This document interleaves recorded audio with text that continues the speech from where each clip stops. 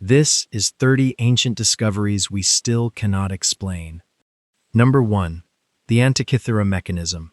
In the spring of 1901, a crew of Greek sponge divers was working the water off a tiny island called Antikythera, halfway between Crete and the mainland.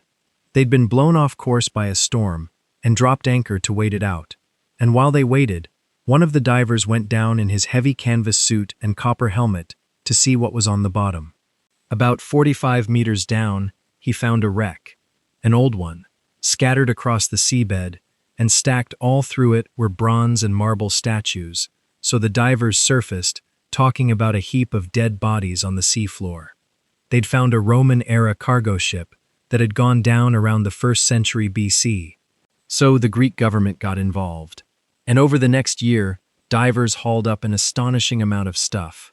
Bronze statues, marble figures worn smooth by the sea, glassware, coins, jewelry, the whole cargo hold of a rich merchant vessel that sank on its way west.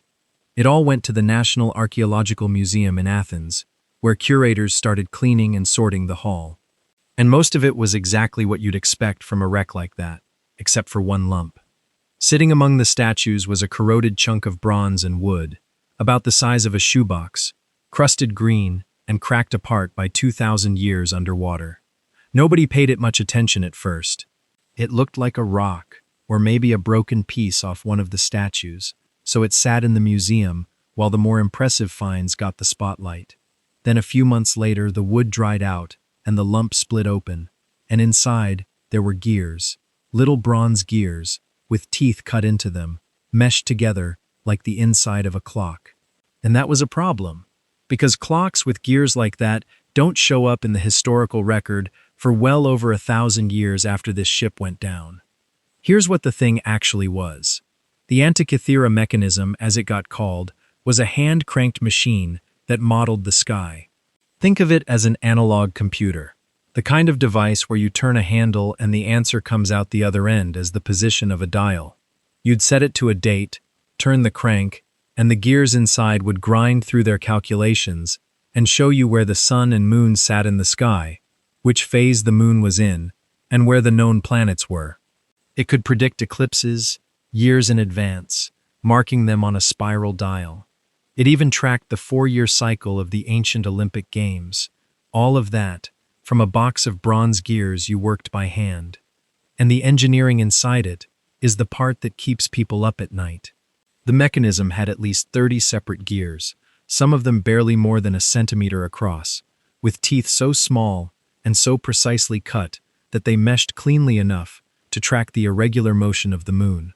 Because the moon doesn't move across our sky at a steady speed, it speeds up and slows down depending on where it is in its orbit, and whoever built this thing knew that.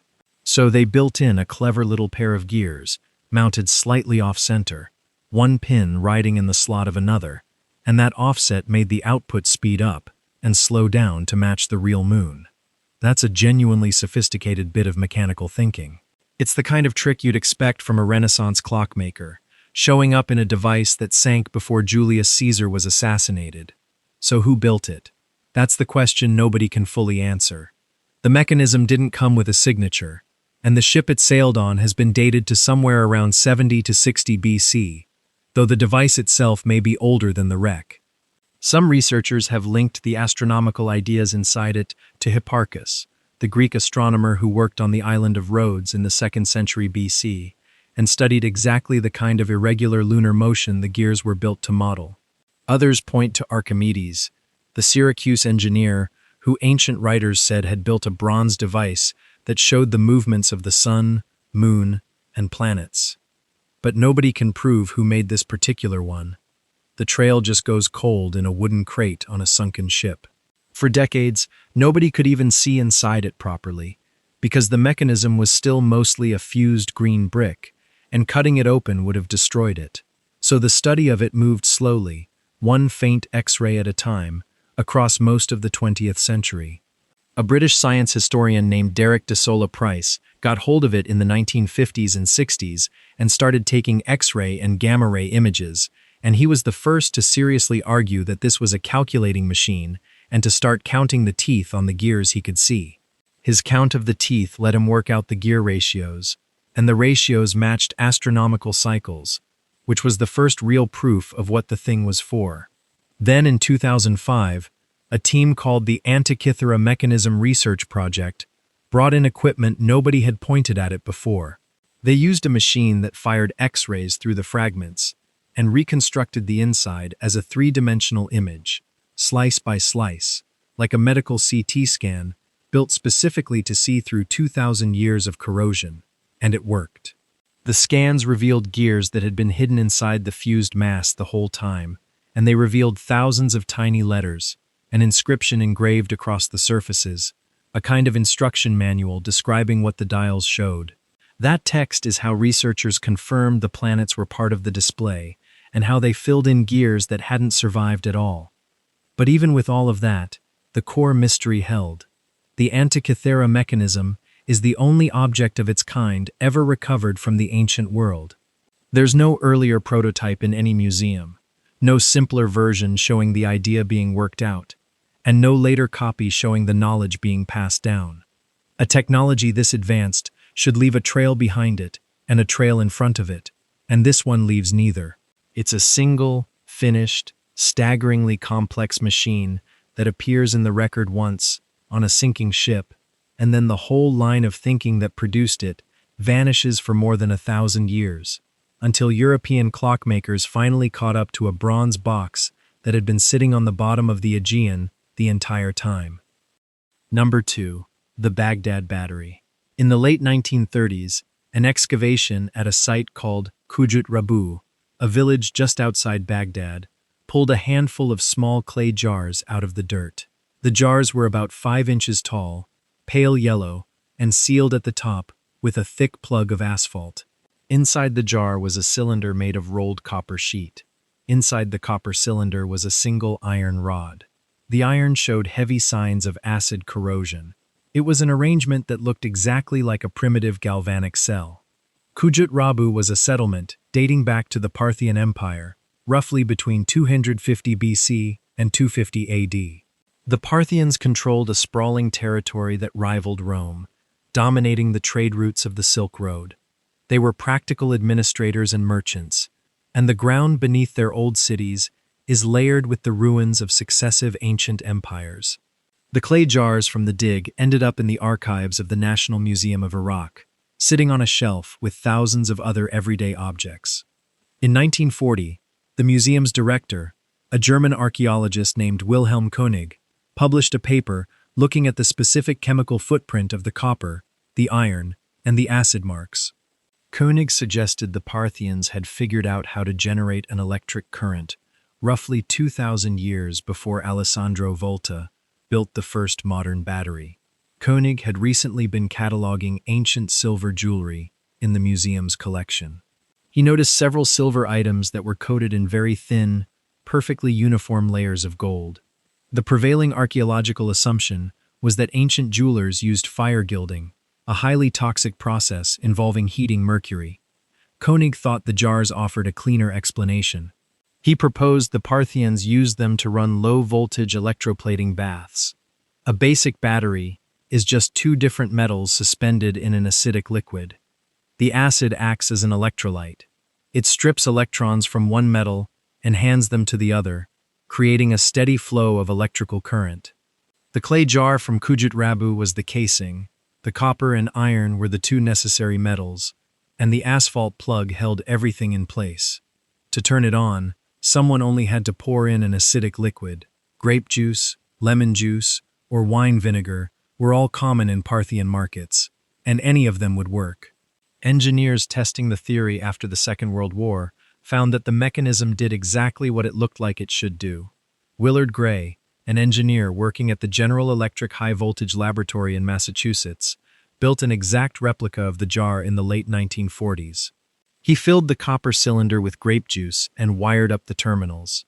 The replica produced between 1 and 2 volts of electricity. It was a quiet irony, a researcher surrounded by industrial machinery capable of generating millions of volts, spending his afternoon coaxing a single volt out of a clay pot full of juice. Later researchers expanded on Gray's tests. In the late 1970s, A German museum director named Arne Egebrecht built several replicas, filled them with fresh grape juice, and wired them together in a series. Electroplating is a process where you run an electric current through a liquid bath containing dissolved metal salts.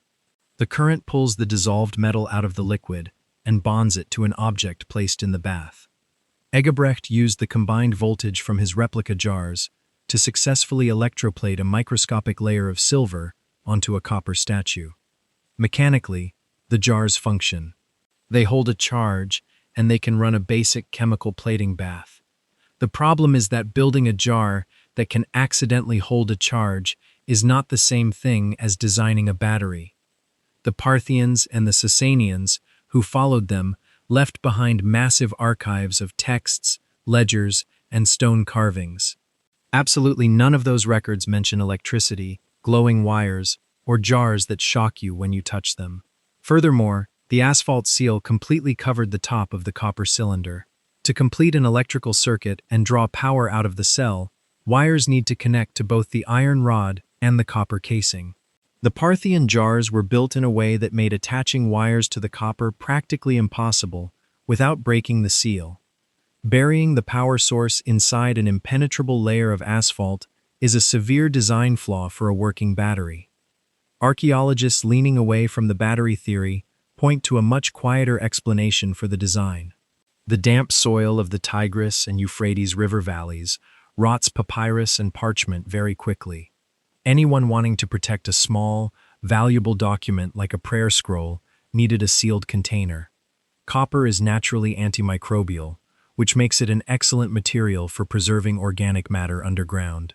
A Parthian wanting to bury a scroll would wrap the papyrus around a wooden or iron stick, slide it into a copper tube, drop the tube into a clay jar, and seal the top with asphalt to keep the moisture out. Other excavations in nearby cities like Seleucia have uncovered identical copper cylinders. In those cases, the cylinders still held the degraded fragments of ancient papyrus. The iron rod sitting in the center of the Baghdad jar was likely just the spindle a document was rolled around. The scroll itself decayed centuries ago. As the papyrus rotted, it released acidic byproducts, leaving only an acidic residue behind to pit the iron rod. The jars found at Kujut Rabu were grouped with small magical amulets and ritual items, exactly the kind of objects usually buried alongside sacred texts. The physical evidence points to a specialized storage container for paper. The debate over the jars stalled entirely in the spring of 2003. During the invasion of Iraq, the National Museum in Baghdad was heavily looted. Thieves stripped the display cases and emptied the storage rooms, taking thousands of artifacts with them. The original clay jars, the copper cylinders, and the acid-pitted iron rods vanished into the black market. No one has seen them since. Number 3. The Great Pyramid's precision. You stand at the base of the Great Pyramid of Giza and look up at an artificial mountain made of 2.3 million blocks of stone. The lowest tier of limestone blocks sits as tall as a person's chest, weighing 2 to 3 tons each. The rows stretch out for over 700 feet in each direction, rising up to a point that used to be 481 feet high before the outer casing stones were stripped away for medieval building projects. The physical bulk of the monument dominates the entire Giza Plateau. But the sheer scale of the stone is only the most visible part of the structure. The actual problem is the precision of the stone cutting and the fact that its base aligns to true north with a margin of error of roughly 1/20th of a degree. Pharaoh Khufu commissioned the monument around 2560 BC, during the 4th dynasty of the Old Kingdom. His architects designed a tomb, meant to house his body and secure his passage into the afterlife. The standard timeline accepted by Egyptologists puts the construction period at about 20 years, based on surviving administrative papyri and the estimated length of Khufu's reign. The math of a 20-year build requires cutting, moving, and setting a massive stone block into place every few minutes, 12 hours a day, all year long. The workforce needed to maintain that pace was staggering. Archaeologist Mark Lehner spent decades excavating the worker city just south of the pyramid, mapping the infrastructure that supported the project. He uncovered bakeries, coppersmithing shops, and barracks that housed a rotating labor force of roughly 20,000 skilled workers. They were fed on massive daily rations of cattle and sheep, imported from farms along the Nile, operating like a national military campaign, focused entirely on quarrying and hauling stone. Inside the pyramid, the masonry narrows into tight, engineered spaces. A narrow ascending passage opens into the grand gallery, a high corbel vaulted corridor, soaring 28 feet tall, stepping inward layer by layer as it rises toward the king's chamber. The burial chamber itself is a severe rectangular room, built entirely out of red granite, holding an empty sarcophagus. The ceiling of that room bears the weight of millions of tons of limestone, pressing down from above. Khufu's architects protected the chamber by building 5 separate relieving chambers directly over it. They stacked massive granite beams with empty spaces between them, capping the whole sequence with a peaked limestone roof to deflect the crushing downward force outward into the core masonry. The blocks used for those relieving chambers are the largest stones in the entire pyramid, weighing up to 80 tons each. Getting those blocks into position required a level of logistical control that experts are still trying to reconstruct. The local limestone was cut from a quarry just a few hundred yards to the south, using copper chisels and wooden mallets. But the granite for the king's chamber came from quarries in Aswan, 500 miles downriver. Workers loaded the 80-ton beams onto wooden barges, floated them up the Nile during the annual flood season, and dragged them from the harbor to the construction site on wooden sledges. Hauling an 80-ton stone across the sand creates a massive friction problem because the sand piles up in front of the sledge runners and stops all forward momentum.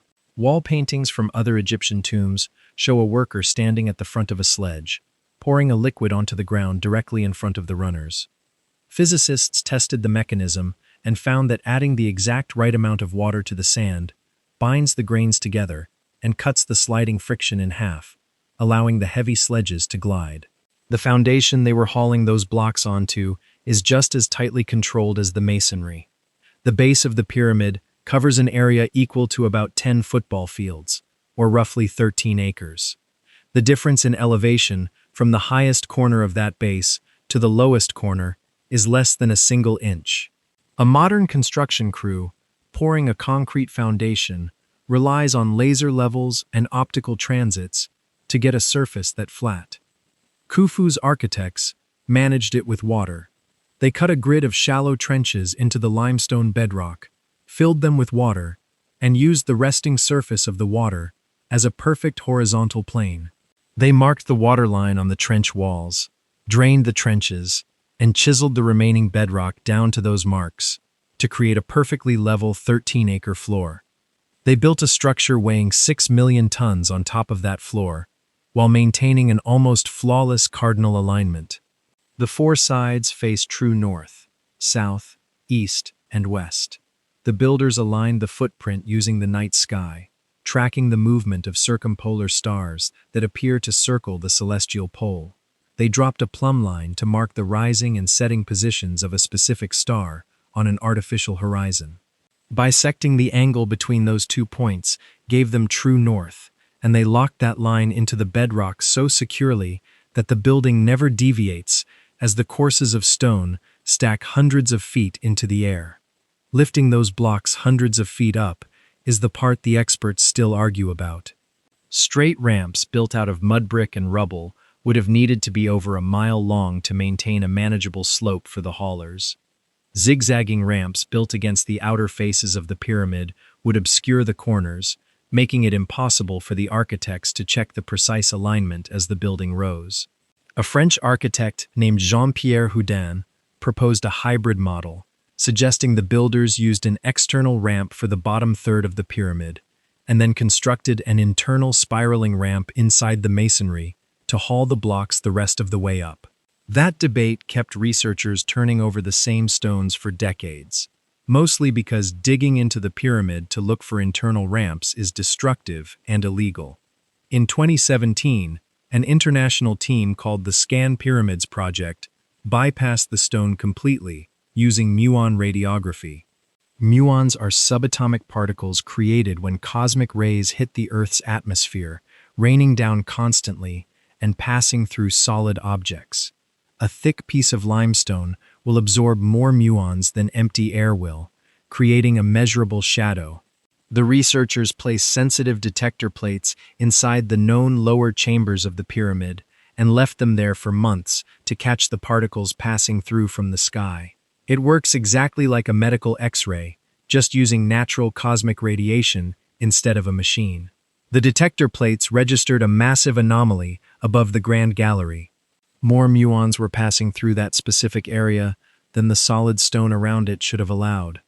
The data confirmed a previously unknown void inside the pyramid, at least 30 meters long, with a cross-section similar to the Grand Gallery itself. The space is completely sealed, lacking any connecting passages or mentions in the historical record. The scanning team ran the test 3 separate times with 3 different types of particle detectors, and all 3 confirmed the empty space. The void sits locked inside the core masonry of the pyramid. The team mapped its dimensions using the particle data, leaving the physical structure untouched, and the space remains entirely unbreached by any camera or probe. Number 4. Göbekli Tepe. A shepherd named Shavak Yıldız was walking his flock across a ridge in southeastern Turkey in 1994 when he noticed the ground was choked with sharp flint flakes. The ridge formed a broad, rounded crest overlooking the Harran Plain, marked by a single mulberry tree. Locals called the rise Potbelly Hill. Beneath the topsoil, the dirt held dense clusters of shaped limestone, with massive rectangular edges poking through the earth.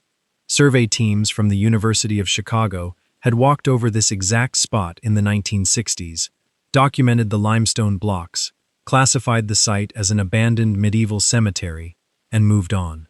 This is Göbekli Tepe, a monumental stone complex erected roughly around 9600 BC. A German archaeologist named Klaus Schmidt read the old Chicago report about the flint deposits and drove out to survey the site later that autumn. He walked the crest and recognized the landscape immediately. The gentle dome of the hill consisted entirely of artificial debris, built up by centuries of human hands dumping dirt and stone.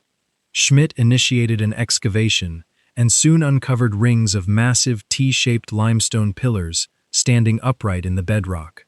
Some of these pillars reached 18 feet tall and weighed up to 20 tons. The builders lived during the pre-pottery Neolithic period, right at the end of the last ice age. They hunted wild game, gathered wild grasses, and crafted tools strictly from chipped stone. The logistics of raising these stones break the traditional timeline of human civilization.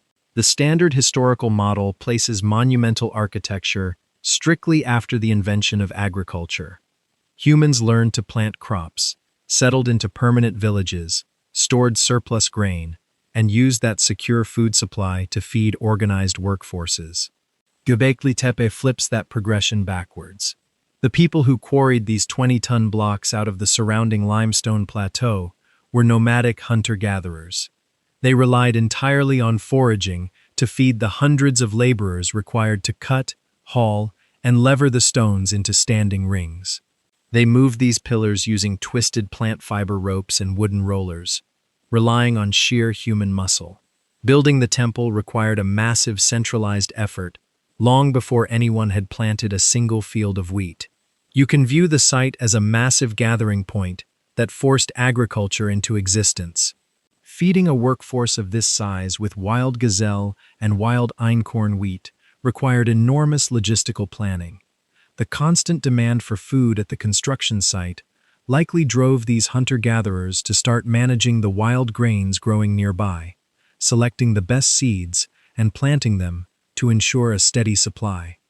The religion built the monument, and the monument demanded the farm.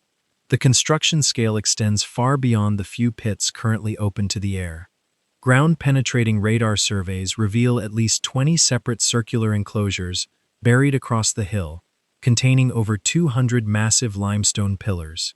Excavators have only uncovered about 5% of the total complex.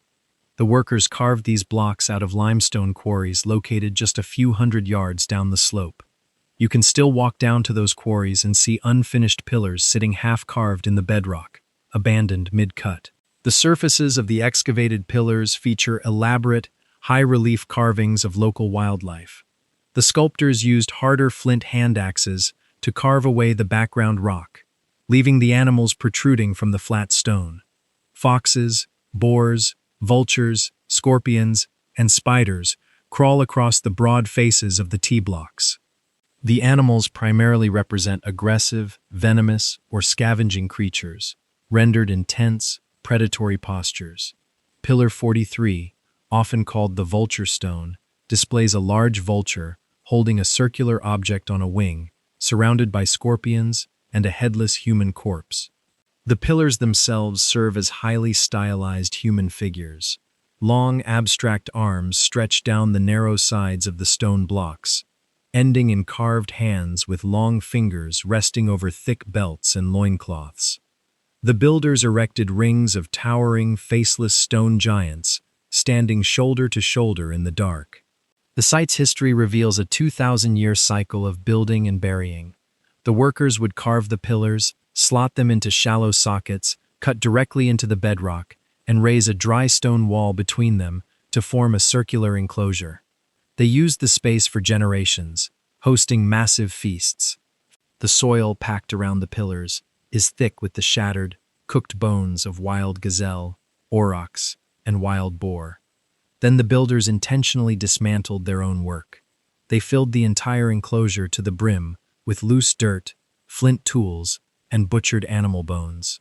Once the first ring sat completely buried, they built a new, slightly smaller ring of pillars directly on top of the rubble.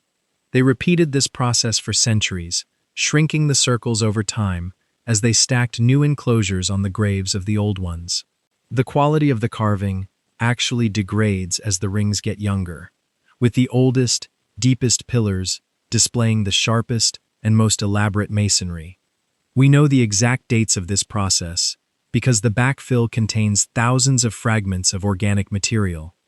Archaeologists extracted charcoal bits and animal collagen from the dirt packed against the pillars. Radiocarbon dating of those samples tracks the constant layering of the site from 9600 BC down to its final abandonment. The fill dirt also contains human remains mixed quietly in with the animal bones. Excavators recovered skull fragments bearing deep, deliberate cut marks. The workers defleshed the heads, carved deep grooves into the bone to hold hanging cords, and suspended the skulls inside the rings. Around 8000 BC, the workforce hauled millions of cubic feet of earth and limestone chunks up the slopes to bury the final rings completely. They wiped the entire complex off the face of the landscape, sealing the enormous pillars under a rounded mound of dirt. The builders permanently erased the largest structure their world had ever seen, leaving only a gentle hill covered in sharp flint flakes. Number 5. The Nazca Lines. Commercial pilots in the 1930s flying regular routes over the high desert of southern Peru looked out their cockpit windows and saw pale scratches across the dark red plateau. At lower altitudes, the paths looked like old irrigation canals or abandoned foot trails. From a few thousand feet up, the scattered paths connected. They formed a monkey with a spiraling tail, a spider the size of a city block, and a hummingbird with a wingspan stretching 300 feet. The pilots were looking down at a massive gallery of drawings carved into the earth, laid out across 200 square miles of absolute wasteland. These are the Nazca Lines. The people who made them spent centuries building things scaled for a perspective they could never actually reach. The Pampa Colorada, or the Red Plain, sits trapped between the towering Andes Mountains to the east and the Pacific Ocean to the west. It is a narrow strip of high plateau where weather basically stops. Some parts of this desert have never recorded a measurable drop of rain. The surface wind is practically non-existent, kept completely still by a cushion of warm air radiating off the sun-baked stone. This static, frozen climate preserved the lines. A standard heavy rainstorm would have washed the shallow trenches away in an afternoon. The Nazca culture lived in the adjacent river valleys from roughly 200 BC to 500 AD. They were farmers, surviving on the extreme edge of a dead zone. They built spiraling underground aqueducts to pull a tiny amount of groundwater to the surface, wove elaborate textiles from cotton and alpaca wool, and walked out onto the flat, arid plains to draw. The mechanics of building a Nazca line were essentially the same as dragging your finger across a dusty car hood. The top layer of the desert floor is covered in small iron oxide pebbles, rusted dark red by centuries of baking in the sun. Just a few inches below that crust, the subsoil is a pale, chalky yellow clay containing large amounts of lime. To draw a line, Nazca workers picked up the dark rocks and moved them to the side. They exposed the light dirt underneath, framing it with a neat, low border of the red rocks they just moved.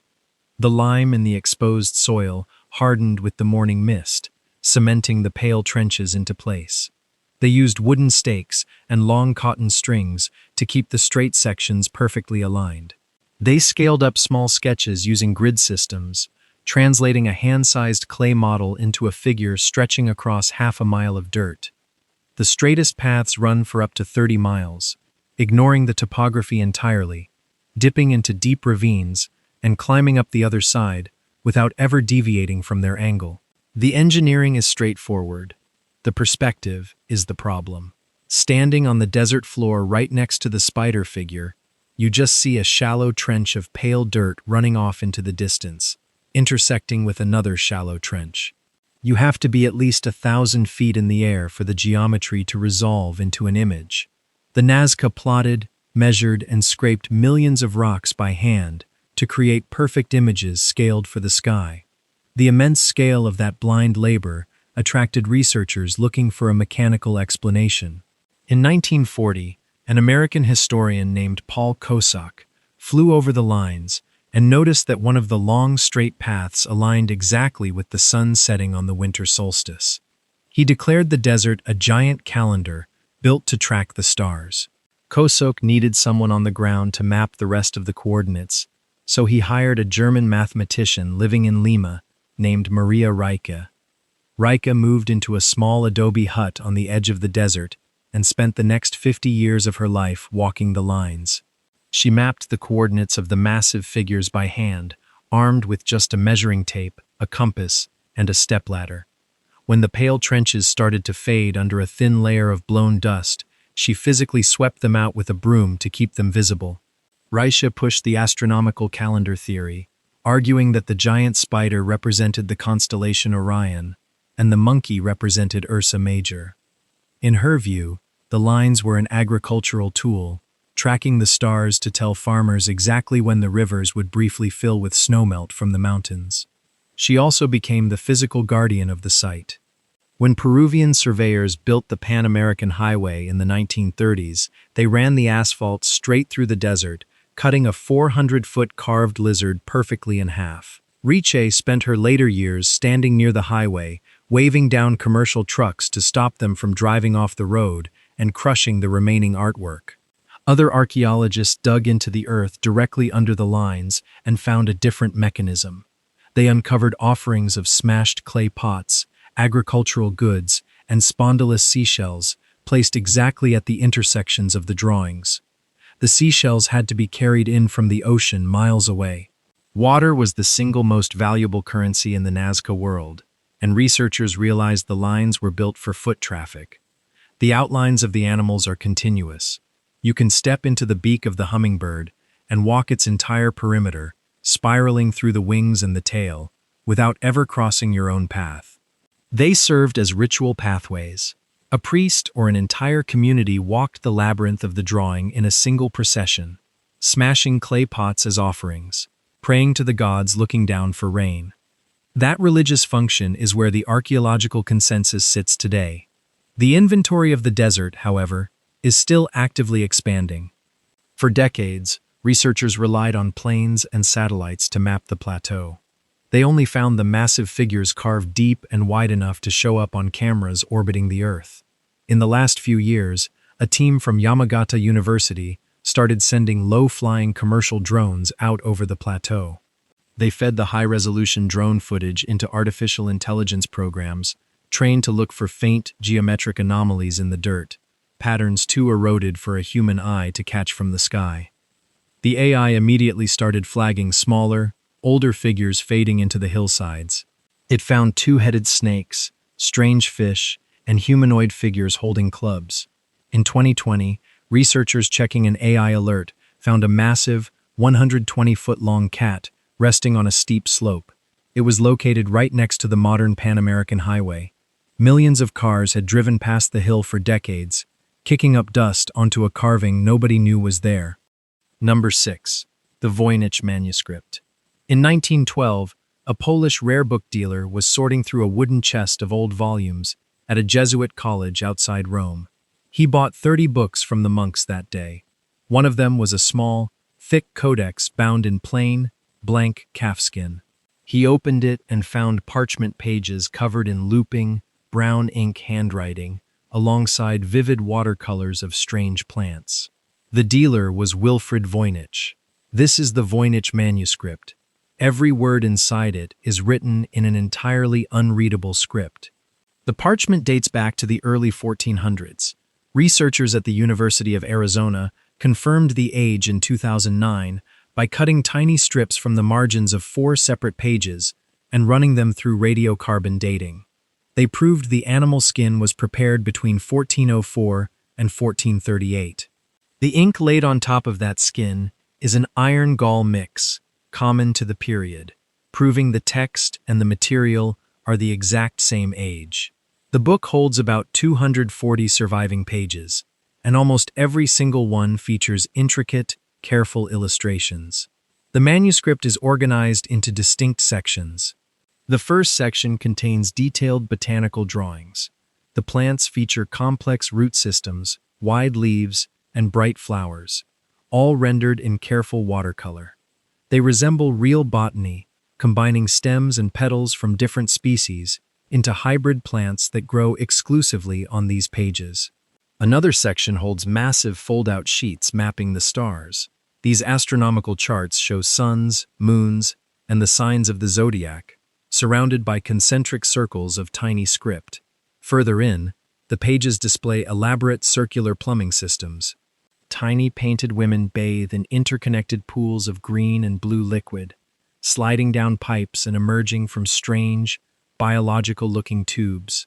The final section contains rows of pharmaceutical jars drawn next to lists of roots and leaves, resembling a medieval recipe book, so the handwriting flows smoothly from left to right.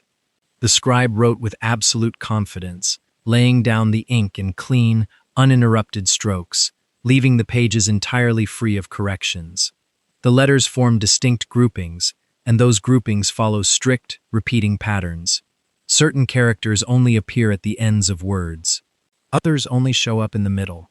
Double and triple letters occur with the exact mathematical frequency you find in a real, functional language. The text obeys Zipf's law, a statistical rule where the most common word in a natural language appears exactly twice as often as the second most common word. A string of scattered, random letters scores completely differently on that index. The structure on the page behaves exactly like human speech. Wilfrid Voynich spent the rest of his life mailing photographic copies of the text to linguists and historians across the globe. He believed he had found the lost scientific notebook of Roger Bacon, the 13th century English philosopher. The linguists took the photographs, mapped the characters, and returned them completely untranslated. The manuscript eventually attracted the attention of William Friedman. Friedman was one of the foundational figures of American cryptanalysis. During the Second World War, he ran the team that broke the Japanese diplomatic cipher known as Purple. After the war, Friedman gathered a group of veteran codebreakers in Washington to apply military-grade decryption to the calfskin pages. They transcribed the strange looping characters onto early computer punch cards, rendering the text into a machine-readable alphabet. They ran frequency analysis grids, looking for the underlying substitution cipher that would reveal Latin, Greek, or an early form of Italian. They expected the text to yield under the same mathematical pressure that exposed enemy naval movements. The code held perfectly. Friedman spent 4 decades working on the manuscript. He concluded near the end of his life that the text was an artificial language, a system of concepts reduced to mathematical symbols, designed specifically to be understood only by the person who invented it. And the history of the book itself is just a long trail of wealthy men trying to read it. Before it sat in the Jesuit college for 2.5 centuries, it belonged to Emperor Rudolph II of Bohemia in the late 1500s. The emperor paid 600 gold ducats for it, convinced it held high alchemical secrets. From the royal court, it passed to an imperial pharmacist, and then to a Bohemian alchemist named Georg Baresch. Baresch spent years staring at the botanical pages before packing up a few copied lines and sending them to a famous Jesuit scholar in Rome, begging for a translation. The scholar filed the request away, and eventually the entire book was shipped to Rome, where it sat in the college archives until Voynich opened the chest. Researchers still argue over the origin of the ink and the intent of the author. The hoax theory suggests a brilliant medieval forger created a highly structured nonsense text to sell to a wealthy royal collector. A forger could have used a cardboard grid with cutout windows, moving it across a table of syllables to generate fake words that looked mathematically real. The lost language theory argues the book is a phonetic transcription of an obscure oral dialect. A medieval doctor or midwife might have needed to hide controversial medical and herbal knowledge from the local religious authorities, inventing a unique alphabet to record genuine recipes. Computer scientists have recently fed the entire digitized manuscript into deep learning algorithms. They program the artificial intelligence to search for linguistic roots across hundreds of historical languages, applying complex pattern recognition to the syntax. The algorithms confirmed the underlying structure is rigid, intentional, and deeply organized. The software mapped the exact geometry of the paragraphs, sorted the vocabulary into distinct categories, and stopped right there, leaving the syllables entirely untranslated. Number 7. Pumapunku. High in the Bolivian Andes, near the southern shores of Lake Titicaca, the Altiplano is a harsh place to breathe. The ground sits at an altitude of 13,000 feet, baked by intense sun during the day and subjected to freezing winds at night. Scattered across this barren plateau is a sprawling field of massive red sandstone and gray andesite blocks. They lie in the grass like pieces of a massive wooden puzzle that someone kicked over and abandoned. The cuts in the stone are sharp, featuring complex step-fret motifs, perfectly drilled blind holes, and recessed geometric squares. The interior corners are carved with a precision that catches the harsh, high-altitude light, forming smooth, flat plains that look like they were cast in modern concrete. This is the site of Pumapunku. It is a ruined ceremonial complex built by a civilization that left no written records. Pumapunku was constructed between 500 and 1000 AD by the Tiwanaku Empire. They dominated the southern Andes centuries before the Inca ever existed, building a massive capital city on a freezing plateau where trees struggle to grow. The Tiwanaku survived by cultivating potatoes and herding llamas in the thin mountain air, and they used their vast centralized wealth to fund monumental public works. The raw materials for Pumapunku were pulled from 2 different distant mountain quarries. The red sandstone was cut from a ridge 10 kilometers away. The andesite, a remarkably dense volcanic rock, was quarried on the Copacabana Peninsula, 90 kilometers away, across Lake Titicaca. The largest single sandstone slab at the site weighs 130 tons. To get it there, the builders lashed the massive stone to large reed boats, floated it across the high-altitude lake, and dragged it over the Altiplano, using thick ropes, earth ramps, and log rollers. You can picture the sheer volume of human and animal muscle required to haul a block the weight of a modern house across a freezing, treeless plain. The gray andesite blocks are smaller, but they carry the highly precise geometric carving that defines the site. The builders of Tiwanaku worked entirely with copper chisels and stone tools. Striking a dense igneous rock like andesite with a soft copper blade simply bends the metal, so the builders shaped the blocks by crushing them. They took heavy, rounded pounding stones made of diorite, a rock even harder than andesite, and repeatedly smashed them against the surface of the block. They pulverized the face of the stone, removing it as a fine dust, millimeter by millimeter. To achieve the perfectly flat planes and sharp geometric angles, they covered the pulverized surface with wet sand, placed a flat grinding stone on top, and pushed it back and forth. The silica in the sand acted as an abrasive, scouring the andesite. They kept up that repetitive grinding motion for weeks, constantly checking the surface against a straight edge, until the stone was polished as smooth as glass. The builders carved these stones into complex, interlocking architectural parts. The most famous pieces at Pumapunku are the H-blocks, stones cut into repeating geometric shapes, designed to slot together perfectly. They are prefabricated building components, manufactured to standard dimensions in a distant quarry and hauled to the site to be assembled into a massive retaining wall. To lock these puzzle pieces together, the Tiwanaku engineers carved small, eye-shaped channels into the top faces of two adjoining stones. They pushed the blocks flush against each other, creating a continuous groove across the seam. Then they brought over portable clay crucibles filled with a molten alloy of copper, arsenic, and nickel. They poured the liquid metal directly into the stone channels. The molten bronze pooled in the groove, and as the immense heat bled off into the cold stone, the metal contracted. That thermal shrinkage pulled the two massive blocks tightly together, locking them behind a permanent metal staple. The resulting wall was flexible enough to absorb the shock of severe mountain earthquakes without separating. The bronze staples held the architecture intact through centuries of seismic activity on the plateau. When the walls were finally broken apart, the interlocking blocks were thrown across the landscape in a disconnected jumble. To figure out how the original structure was meant to stand, an archaeologist named Aleksey Vranic spent years mapping the scattered fragments. He measured the exact dimensions, the drilled holes, and the clamp grooves of the surviving andesite blocks, feeding that data into a 3D printer. Vranic printed hundreds of miniature plastic scale models of the stones.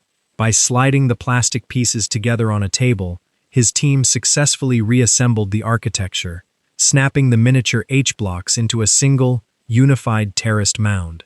The models proved the stones were highly standardized templates, designed so any block could be slotted into any matching space on the wall, holding decorative metal plaques in the perfectly spaced drill holes.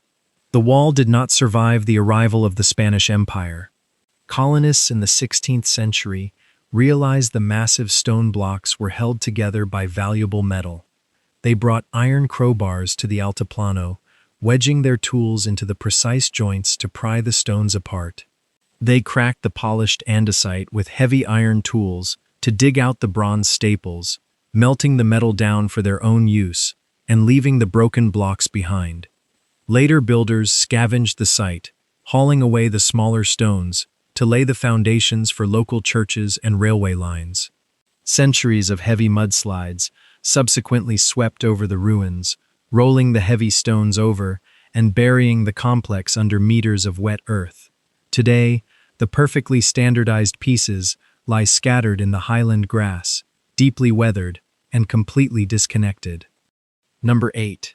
The Sacsayhuaman Walls, high above the city of Cusco in the Peruvian Andes. A wall of jagged limestone boulders cuts across a steep hill. Some of these stones stand 28 feet tall and weigh over 150 tons. They sit stacked in a massive zigzag pattern, locked together entirely by their own weight. The joints hold together strictly through friction and gravity. This is the Inca fortress of Sacsayhuaman. It took roughly 20,000 workers over 50 years to drag it out of the earth. The Inca Empire built this complex during the 15th century, starting under the ruler Pachacuti. Cusco was the capital of their territory, and this site sat on the northern edge, functioning as a military stronghold and a ceremonial center. The builders quarried the stones from sites miles away, dragging them across rugged mountain terrain. The workers relied entirely on bronze chisels, stone hammers, thick ropes, and human muscle.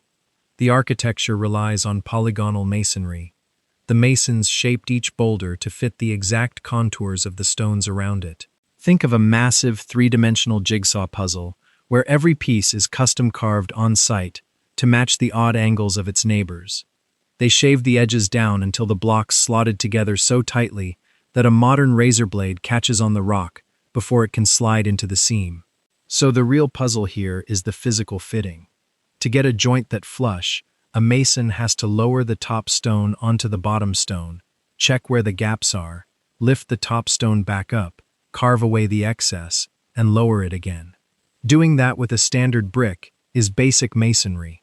Doing it with a 100-ton block of limestone requires a system of leverage and suspension that historians still debate. The Inca recorded information using knotted strings called quipus, tracking numbers and dates, leaving the actual mechanical engineering entirely in the heads of the master builders. The main quarries for the largest andesite and diorite blocks sat roughly 20 miles away from the construction site, making the transport of a 100-ton rock across the Andes a brutal logistical problem. The workforce built specialized ramps and dragged the stones over wooden rollers using thick cables woven from plant fibers. Pedro Cieza de León, a Spanish chronicler who traveled through the region in the 1540s, interviewed the surviving Inca architects. He wrote down their descriptions of the labor draft, a system called the mita. The empire taxed its citizens in physical labor. Tens of thousands of men rotated in and out of the Cusco quarries, hauling stones up the steep grades by sheer numbers, and eating out of state-funded storehouses while they worked. Moving the largest block in the lower terrace required a coordinated pulling team of at least 2,000 men heaving on the ropes simultaneously. And the engineering required absolute synchronization. If one team pulled faster than the other, the rock would drift off the wooden rollers and embed itself in the earth, forcing the workers to dig it out and start over. Modern archaeologists have tested the cutting process on a smaller scale. An architect named Jean-Pierre Protzen spent months in Peru hitting rocks with other rocks. He demonstrated that the builders used river cobbles of hard quartzite to pound the limestone into shape. By striking the massive blocks thousands of times, the masons crushed away the rough edges, creating a layer of fine dust that showed exactly where the top stone rested against the bottom stone. The dust acted like carbon paper, marking the friction points. They hoisted the upper block away, pounded those marked high spots down, and lowered it back. It was a slow, punishing cycle of lifting, marking, and crushing rock into dust. The walls themselves form 3 terraced lines, stepping up the hill, running for over 1,000 feet. The zigzag layout creates a defensive nightmare for anyone attacking up the slope. An attacking force pushing toward the wall exposes their flanks to the defenders standing on the points of the zigzags. The Inca military planners designed the perimeter to funnel enemies into crossfire zones. During the Spanish conquest of Peru in 1536, the Inca forces used the fortress exactly that way, launching a massive siege against the Spanish occupiers trapped down in the city of Cusco.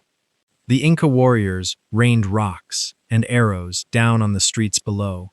The battle ended when the Spanish cavalry charged up the hill, abandoning their horses at the base, and scaled the terraced walls with wooden ladders. After the conquest, the Spanish colonial government looked at the fortress as a convenient rock quarry. They dismantled the smaller buildings inside the complex, carting away the more manageable stones to build their own cathedrals and government houses down in the city square. Basically, they took everything they could easily lift.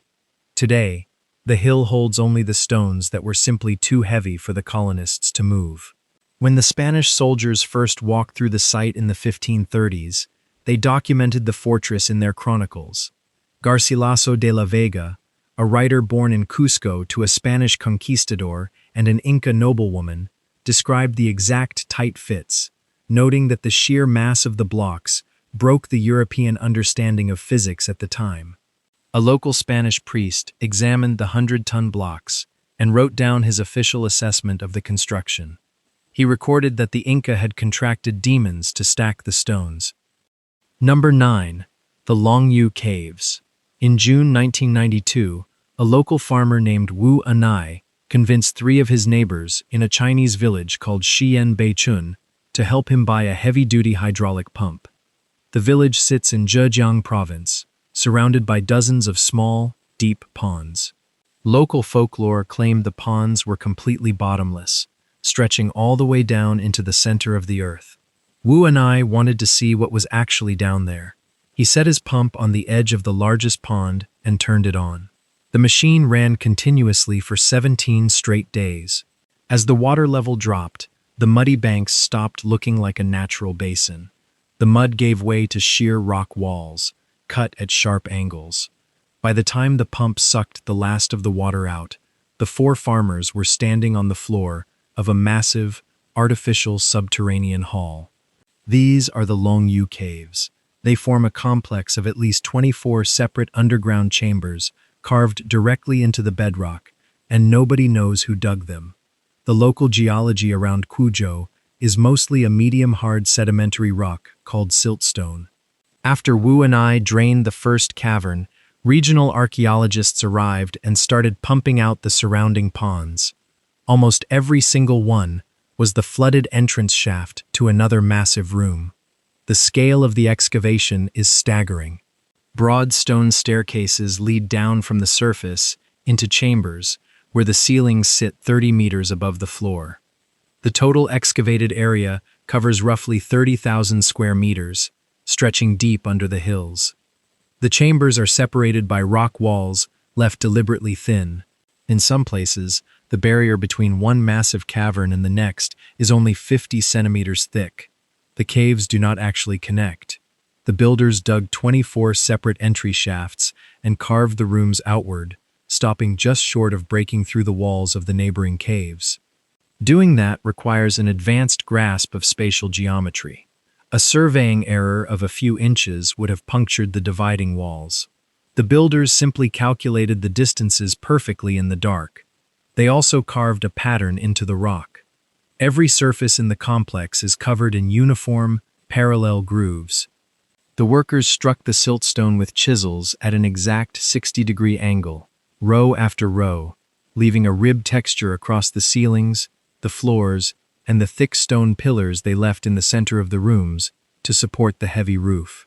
You can picture the texture of a corduroy jacket, scaled up and etched into stone. Archaeologists matched the width and shape of the tool marks to the kind of iron chisels used during the Han Dynasty, roughly 2,000 years ago.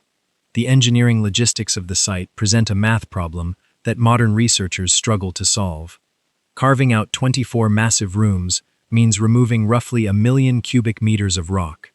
Think of 1 million cubic meters as enough rubble to fill 400 Olympic swimming pools. All of that material is simply gone. The surrounding landscape has no massive spoil heaps. The villagers in Xianbeichun built their traditional houses out of local wood and clay. The excavated rock was hauled up from the dark, transported away, and completely erased from the area. The excavation itself required working in pitch blackness. The chambers go deep enough that natural light from the narrow entrance shafts does not reach the back walls. The workers needed torches or oil lamps to see where they were swinging their heavy iron tools. A massive, multi-year excavation project using open flames leaves thick layers of carbon baked into the stone ceilings. The rock inside the Longyu Caves shows 0 soot marks. The ceilings are completely clean. Archaeologists and geologists have spent the last 30 years proposing theories for why a workforce of thousands would dig a subterranean palace. Some researchers suggest the caves were troop bunkers for a forgotten emperor or a rebellious warlord. A cavern that size could certainly hide an army. The Longyu Caves consist entirely of sealed rock, with 0 ventilation shafts to cycle fresh air, 0 kitchens for cooking, and 0 latrines. Other geologists argue the site was a quarry. The ancient builders needed stone for a project elsewhere, so they dug down to get it. A standard quarry is an operation designed to extract rock as quickly and efficiently as possible. The Longyu workers left perfectly aligned structural pillars and spent thousands of extra hours covering every square inch of the walls in a decorative 60-degree chisel pattern. There are no statues in the chambers. The rooms hold no tombs, no discarded tools, no murals, and no human remains. The builders hollowed the rock out, finished the walls, and left the complex to fill with groundwater. The Han Dynasty kept meticulous written records. Imperial scribes and historians, including the famous writer Sima Qian, documented everything from grain harvests and tax disputes to the construction of minor provincial walls. They recorded the daily movements of the emperor and the exact numbers of troops deployed to border skirmishes.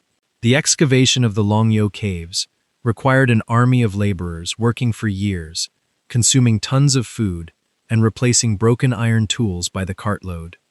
The regional government had to organize, supply, and fund the entire operation. There is not a single word about the caves in any surviving Chinese historical text. Number 10. The Dropa Stones. High up in the Bayan Kara Ula Mountains, on the remote, freezing border between China and Tibet, an archaeology team walked into a cave system in 1938. The expedition was surveying the harsh, rocky peaks. They moved out of the wind and into the dark. Inside the caves, they found neat rows of graves. The skeletons resting in the dirt had fragile bodies, standing barely 4 feet tall, with unusually broad, large skulls. And buried next to them, scattered across the cave floor, were hundreds of stone discs. Each disc was about a foot across, with a perfect hole in the center, and a fine double groove spiraling outward to the edge. These are the Dropa stones. They form the foundation of a claim that an ancient off-world vessel shattered against the Himalayas. The original account credits a Chinese professor named Chi Pu Te with leading the 1938 expedition. He supposedly found the cave walls carved with depictions of the rising sun, the moon, and unfamiliar stars, all connected by lines of small dots. Chi Pu Te packed the skeletons and the 716 stone discs into crates and shipped them back to Beijing University. The discs were described as looking exactly like old phonograph records. They were 3/4 of an inch thick, heavily oxidized, and covered in a thick layer of rock dust. For 20 years, they sat in a university basement. Then, in 1962, a second researcher, named Sum Nui, took them out of storage. He noticed the double grooves were actually lines of microscopic hieroglyphics, carved so faintly he needed a magnifying glass to see them. Sum Nui spent months copying the tiny symbols into a notebook. He worked out the syntax, translated the text, and published a paper detailing the history of a group of beings called the Dropa. The translation claimed their ship clipped the mountains 12,000 years ago. The craft was totaled. The survivors had no way to call for a rescue ship and no tools to build a new one. They climbed down into the valleys to find food. The local tribes hunted them, viewing them as monsters. The last of the Dropa retreated into the high caves, carved their history onto the stones, and died there. The university allegedly barred Sum Nui from releasing the translation. The academic board considered the extraterrestrial implications too damaging. He published it anyway, faced severe ridicule from his peers, and exiled himself to Japan. The story provides specific dates, named academics, and physical locations. You could take the coordinates and plot them on a map, but when historians actually try to verify the paperwork, the foundation gives way. Researchers looking into the Beijing University archives found no mention of a 1938 expedition to the Bayan Kara Ula Mountains. They found no faculty records for a professor named Chi Pu Te. The translator, Sum Nui, presents an even bigger problem. The name does not conform to Chinese naming conventions. Linguists pointed out it reads exactly like a German phonetic approximation of what a Chinese name sounds like. There is no record of Sum Nui ever existing, and no academic journal on Earth has a copy of his 1962 translation paper. The tale of the stranded crew actually bypasses the Chinese academic system completely. The very first appearance of the Dropa stones is a 1962 article in a German magazine dedicated to vegetarianism. A writer published the detailed account, citing vague, unnamed sources. 5 years later, a Russian magazine reprinted the story, adding a new detail that the stones hummed with an electrical charge. The Russian article claimed a Soviet scientist named Vyacheslav Zaitsev analyzed the stones in a Moscow laboratory. Zaitsev wrote that the discs contained high concentrations of cobalt. He claimed he placed a disc on a special turntable, ran a current through it, and the stone vibrated with a specific rhythm. Zaitsev was a frequent contributor to Soviet science fiction magazines. Then the author Erich von Daniken picked up the Russian article. He translated it, smoothed out the edges, and published it in his 1968 book, Chariots of the Gods. That book sold millions of copies. It firmly cemented the Dropa stones into global pop culture. The story generated so much interest that tourists started looking for the artifacts. In 1974, an Austrian engineer named Ernst Wegerer traveled to the Banpo Museum in Xi'an, China. He asked the curators about the Dropa stones. Wegerer claimed he saw 2 stone discs in a glass case and took Polaroid photographs of them. The glare obscures any surface details on the stones. The photographs actually show standard ancient Chinese Ba discs. Ba discs are jade and stone rings carved during the Neolithic period, used for rituals and burials, completely unmarked by microscopic text. A few years later, another researcher traveled to the same museum, asked to see the discs from the Polaroid, and was told the museum had no such items in its inventory. The narrative survives entirely in paperbacks and translated magazine articles. The hundreds of intricately grooved discs pulled from the mountain graves have never been produced for study. Number 11. The Piri Reis Map. In the spring of 1513, an Ottoman admiral sat in a study in the port city of Gallipoli, piecing together fragments of gazelle skin. He was compiling a picture of the world. He had a stack of older charts spread across his desk, some captured from enemy ships, some bought from merchants, and some copied in secret from European ports. He carefully reconciled the coastlines from all these different maps, drawing them out with ink and paint onto the dried animal hide to create a single master chart for the Ottoman Sultan.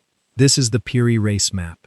Only a third of it survives today, but that one fragment holds a coastline that has kept cartographers arguing for nearly a century.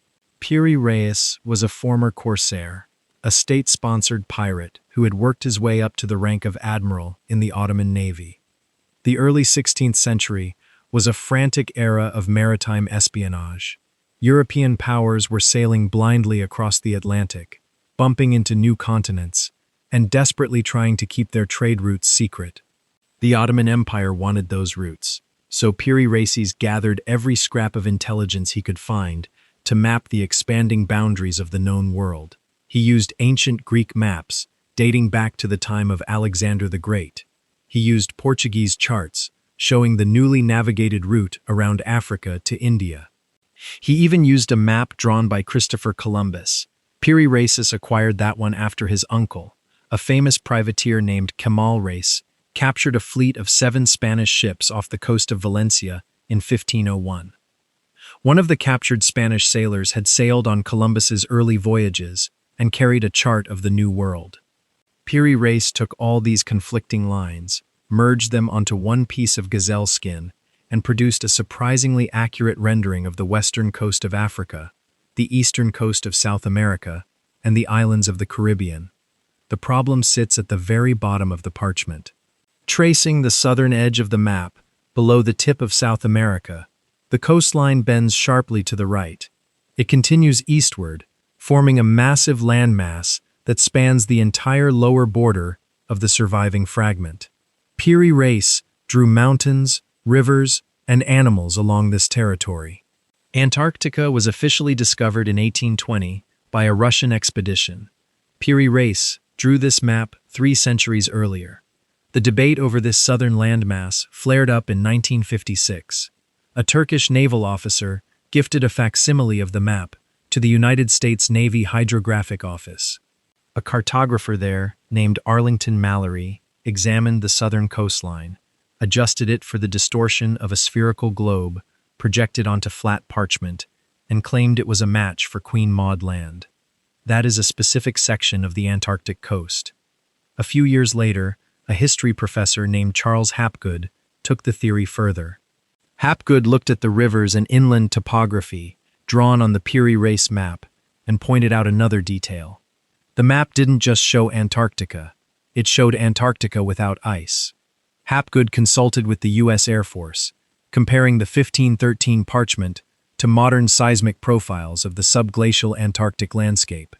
The commander of a cartographic squadron actually wrote back to Hapgood in 1960, confirming that the geographical detail in the lower part of the map matched the seismic profiles of the bedrock made by a Swedish-British expedition a decade earlier.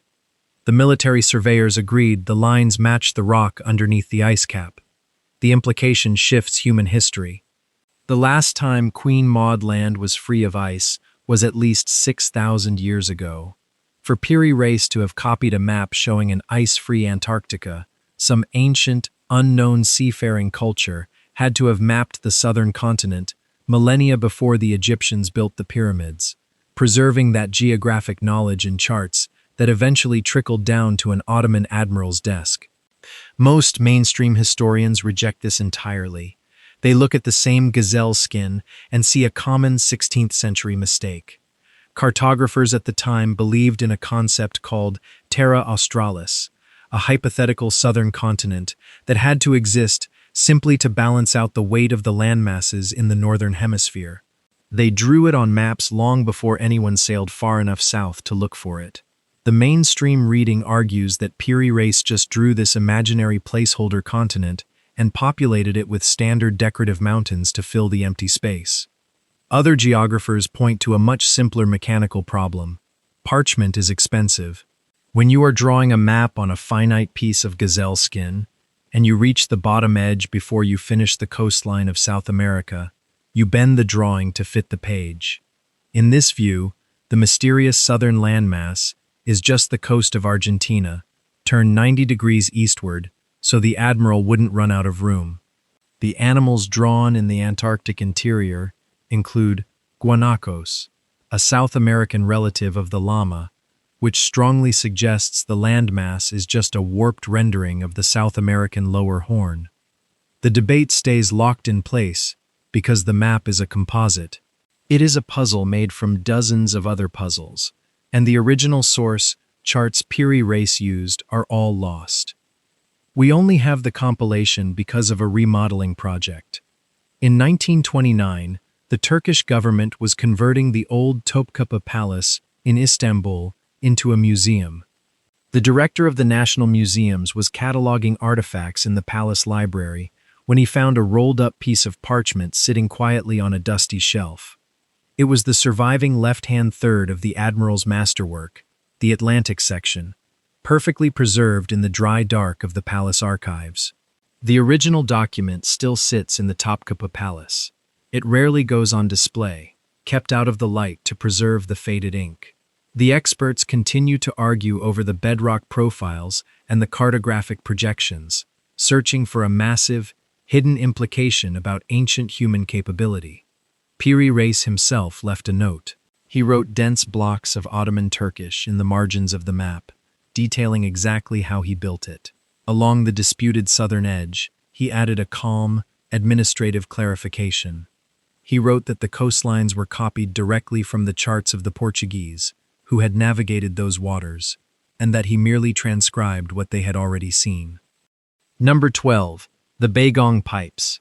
Deep in the Qaidam Basin, in the Qinghai province of western China, there is a pyramid-shaped hill called Mount Beigong. It sits right on the edge of a saltwater lake called Toson Lake, in a landscape that looks mostly like the surface of Mars.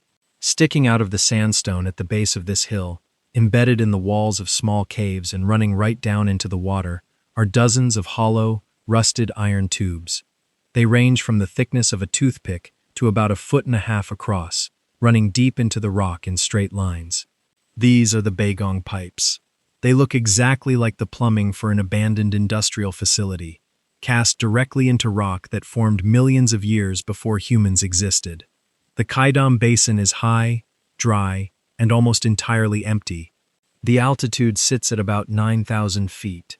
The nearest modern city is miles away, across a harsh desert, and there is no record of anyone ever building a factory, a waterworks, or a settlement out here.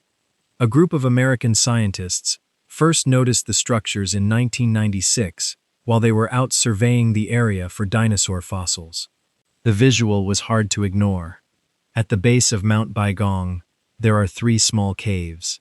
The 2 smaller ones have collapsed, but inside the central cave, which cuts about 6 meters deep into the hill, a massive pipe, roughly 40 centimeters in diameter, runs from the roof straight down into the solid rock floor. Dozens of smaller pipes weave through the walls.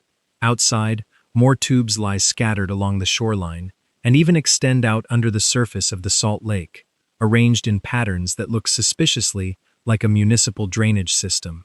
The sandstone encasing them was laid down during the Pleistocene epoch. That places the rock formation at least 150,000 years old, long before metalworking of any kind. When the story hit the Chinese press, the immediate fringe theory was predictable. Ancient extraterrestrials, or a lost advanced civilization, pumping salt water out of the lake for some forgotten chemical process. When the local government caught wind of the site in the early 2000s, they sent a team of researchers from the Beijing Institute of Geology to figure out what was actually going on. The geologists chipped off samples of the metal and ran them through a smeltery to test the chemical makeup. The analysis came back as a mix of iron oxide, silicon dioxide, and calcium oxide. That is essentially rust, quartz, and lime. It was a natural mix of local minerals. The problem was the shape. If someone melts iron and pours it into a mold, it cools into a solid, uniform structure. But when the geologists looked at these tubes under a microscope, they found concentric rings. The iron was layered one thin sheet on top of the other, forming a circle, exactly like the rings inside the trunk of a tree. And that led to the mainstream geological explanation. The pipes are fossilized tree roots. Millions of years ago, before the Himalayas pushed the region up into a dry plateau, the basin was a lush, subtropical floodplain. Trees grew thick along the edge of the water. Floodwaters periodically buried those trees in dense mud, cutting off the oxygen before they could fully decompose. Over thousands of years, the organic wood slowly rotted away, leaving hollow tunnels in the compressed dirt. Then, iron-rich mineral water seeped up through the ground, filled the tunnels, and hardened. The iron bonded with the minerals in the soil, casting a perfect metallic mold of the dead roots. It is basically the same process jewelers use for lost wax casting, except the earth did it with rotting wood and dissolved iron. The rock around them compacted into sandstone, and thousands of years of heavy wind erosion eventually wore away the cliff face to expose them. It is a natural casting process that just happens to produce something that looks exactly like plumbing. A researcher named Sung Jiandong from the China Earthquake Administration backed up this reading, noting that the Qaidam Basin has exactly the right geological history to produce this kind of iron concretion. The tree root theory explains the varying sizes, the concentric rings under the microscope, and why some of the smaller pipes seem to branch off into the rock in random directions. The local government eventually put up a small monument near the caves, marking them as a site of alien ruins, mostly to draw tourists out to the lake. The geological teams packed up their samples and took them back to the lab, but the testing didn't close the book completely. During that original chemical analysis, the Beijing researchers found that about 8% of the material in the pipes simply could not be identified. The elemental signature didn't match the standard mineral profiles they were looking for, and the iron itself was highly radioactive, significantly more so than the surrounding sandstone. The remaining unidentified iron compounds are still sitting in storage, waiting for an analysis that can explain exactly what they are. Number 13. The Costa Rica Stone Spheres. In the early 1930s, work crews for the United Fruit Company were clearing tracts of dense jungle in the Diquis Delta of Costa Rica. They had orders to prepare the land for massive banana plantations. The workers brought in heavy bulldozers to rip out the deep roots of the underbrush and push deep into the mud of the Taraba River Valley. As the steel blades scraped away the topsoil, they kept hitting massive, perfectly smooth stone spheres, half buried in the earth. These are the Diquis spheres. They range from the size of a bowling ball to over 2 meters across. The people who carved them lived in this coastal region from about 300 AD until the Spanish arrived in the 1500s. Most of the spheres were cut from gabbro, a coarse-grained volcanic rock similar to basalt. Gabbro is incredibly dense and difficult to fracture predictably, making it a frustrating material to shape. The indigenous carvers formed these objects entirely by striking them with smaller, denser rocks. Building a geometrically perfect sphere out of igneous rock without a lathe is basically an exercise in generational patience. The carvers started with massive boulders found up in the hills. They heated the rock with fires, then splashed it with cold water to force thermal shock, cracking the outer layers so they could break away the heavy bulk. Once they had a rough block, they spent years pecking at the surface with handheld stones, knocking off the high points millimeter by millimeter. After the surface was roughly round, they ground the whole thing smooth, using river sand and thick leather straps. It took a monumental amount of labor to get a shape this clean, and they did it over 300 times. Some of the largest spheres weigh 15 tons. The quarries where the gabbro naturally occurs sit in the Talamanca Mountains, dozens of miles away from the floodplains where the spheres were ultimately found. The builders transported these 15-ton boulders across a muddy river delta, relying entirely on human muscle. They likely rolled the finished spheres along wooden tracks, or floated them down the Taraba River on heavily reinforced rafts, dragging them through the thick jungle canopy to settle them into the earth. The original placement is the part we will never understand. The United Fruit Company operated strictly on agricultural deadlines. The workers shoved the spheres out of the way with their heavy machinery, rolling them into ditches and gullies to make room for the banana crops. They bulldozed the original alignments before anyone with a tape measure could map them out. Some researchers suspect the stones were arranged in lines to track the sun, or placed outside the homes of chieftains to signal political power. Without the original layout, trying to read the site is like trying to understand a sentence when the words have been swept into a pile. The relocation was the gentler part of the damage. Rumors started circulating among the plantation crews that the indigenous carvers had hidden gold inside the stones. The spheres are solid volcanic rock, which means any hidden cavity would leave a visible seam, but gold rushes run on enthusiasm, not logic. The laborers took heavy steel drills, bored deep holes into the smooth surfaces, packed them with sticks of dynamite, and blew the stones to pieces. An archaeologist named Doris Stone was working in Costa Rica at the time, and she caught wind of the destruction. She arrived in the Diquís Delta in the 1940s to find the jungle littered with fractured gabbro. Stone published the first rigorous academic study of the spheres in 1943. She documented the surviving ones, mapped the few that hadn't been moved, and interviewed the plantation workers who had smashed the others. Her report caught the attention of Samuel Lothrop, an archaeologist from Harvard's Peabody Museum. Stone handed her notes over to Lothrop, and he spent years following her trail, trying to piece together the remaining arrangements before the plantations swallowed the region entirely. Lothrop brought surveying equipment and measured the circumferences of the intact stones. He found that the larger spheres were nearly perfect in their geometry, with diameters varying by less than an inch across a surface of over 6 feet. He excavated a few spheres that were still buried in their original context, finding them sitting on small cobblestone platforms, carefully leveled so they wouldn't sink into the soft delta mud. He recorded groups of spheres arranged in straight lines and curved triangles, pointing toward the mountains. Despite their work, the vast majority of the artifacts were displaced. Today, you can find the surviving spheres sitting on the manicured lawns of government buildings in San Jose, or decorating the courtyards of wealthy private collectors. They sit completely removed from their history, serving as expensive landscaping choices. The intact ones are now protected by national law, preserved exactly as they are in museum displays and heritage sites. The rest are scattered in jagged fragments across the banana plantations, blown apart for gold that was never there. Number 14. The Sabu Disc. In 1936, the British Egyptologist Walter Bryan Emery was clearing a First Dynasty tomb at the Saqqara burial ground near Cairo. Emery spent his career digging through the deep sand of the northern plateau to map the massive, flat-roofed mud brick structures of early Egyptian royalty.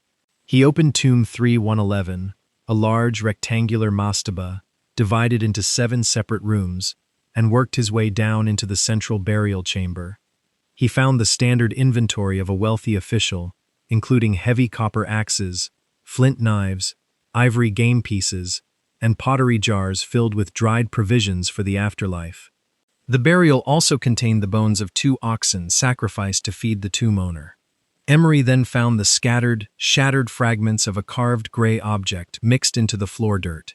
His team gathered the broken pieces of stone, carried them out of the tomb, and glued them back together into a shape that resembled an entirely different era.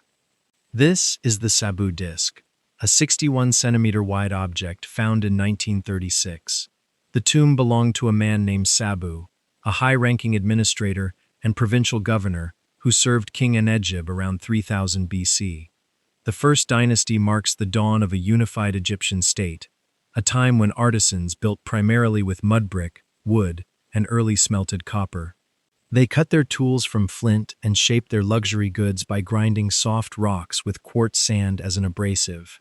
They typically carved straight-sided bowls, simple jars, and flat pallets. The wheel existed at this time strictly as a heavy, solid wooden circle used for ox carts in distant Mesopotamia. The Egyptian craftsmen of Sabu's era dragged massive stone loads across the sand on flat wooden sledges. They shaped this particular burial object out of metasiltstone, a brittle, flaky sedimentary rock that easily shears apart along flat plains. The disc Emery reassembled looks like a part stripped from a modern engine block. It features a central hollow hub sticking up above the rest of the object, identical to the fitting on a modern steering wheel. 3 thin lobes curve out from that center hub, bending inward and dipping down to create a complex, symmetrical 3-dimensional shape. A raised outer rim circles the entire piece, connecting the 3 separate sweeping blades. The artisan carved this entire complex geometry out of one single solid block of stone, carving 3 symmetrical hollows into a rock that naturally wants to flake apart, requires scraping the surface away grain by grain over months of painstaking labor. The curved blades thin out at the edges, giving the whole object a delicate, aerodynamic profile. You can look at it from above and see the exact shape of a chemical mixing impeller or a 3-bladed marine propeller. Egyptologists immediately tried to explain the object through the everyday items of the First Dynasty. Some categorized it as a highly elaborate ceremonial lamp. In this reading, the 3 carved lobes held floating wicks in pools of oil, while a tall wooden pillar rested inside the central hub to support a decorative carving. Other researchers classified it as a specialized vase for holding lotus flowers, with the long green stems resting neatly in the curved hollows. Engineers look at the central hub and the 3 swept blades and see a fluid dynamics tool. A modern centrifugal water pump uses this exact lobed shape to draw liquid into the center and fling it outward along the blades at high speed. A water pump for irrigation fits perfectly with an agricultural society built entirely along the banks of the Nile River. A mixing tool for brewing large vats of beer or processing grain also matches the daily needs of a wealthy First Dynasty estate. The physical reality of the stone dictates its actual use. Metasiltstone shatters easily under torque or pressure. Any attempt to mount this disc on a wooden shaft and spin it through water or heavy grain would snap the thin stone lobes instantly. The object sitting in the Cairo Museum is a fragile display piece. The delicate rock serves as a decorative, ceremonial copy of a functional shape. The original functional object it mimics, a machine part built for high-speed rotation, remains completely absent from the ancient Egyptian archaeological record. Number 15. The Roman dodecahedra. In June of 2023, a group of volunteer archaeologists were finishing up a 2-week excavation in a field near the English village of Norton Disney. The site had already given up a few Roman coins and brooches, and on one of the final days, a volunteer working in a shallow pit known as Trench 4 brushed the dirt away from a piece of green metal. It was about the size of a grapefruit, cast in a copper alloy, and shaped like a geometric die, with 12 flat pentagonal sides. Each face had a precise circular hole cut into the center, and at every corner where the points of the pentagons met, a small metal knob stuck out. It was sitting right next to a pile of shattered 4th century Roman pottery. This is a Roman dodecahedron. Over 130 of them have been pulled out of the dirt across Europe, and the historians who study them still do not know what they do. The Roman Empire stretched from the rainy bogs of Britain all the way east to the deserts of Syria, and the Romans documented everything. They were a bureaucracy in sandals.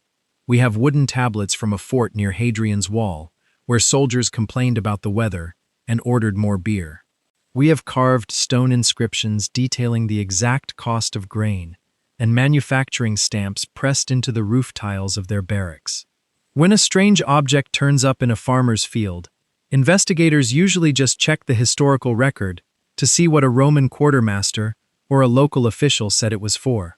The surviving scrolls, manifests, and letters contain zero mention of a 12-sided hollow sphere covered in metal knobs. Mosaics omit them entirely. Frescoes show empty tables. The objects exist in the dirt, orphaned completely from the culture that made them. The physical finds map out a very specific territory.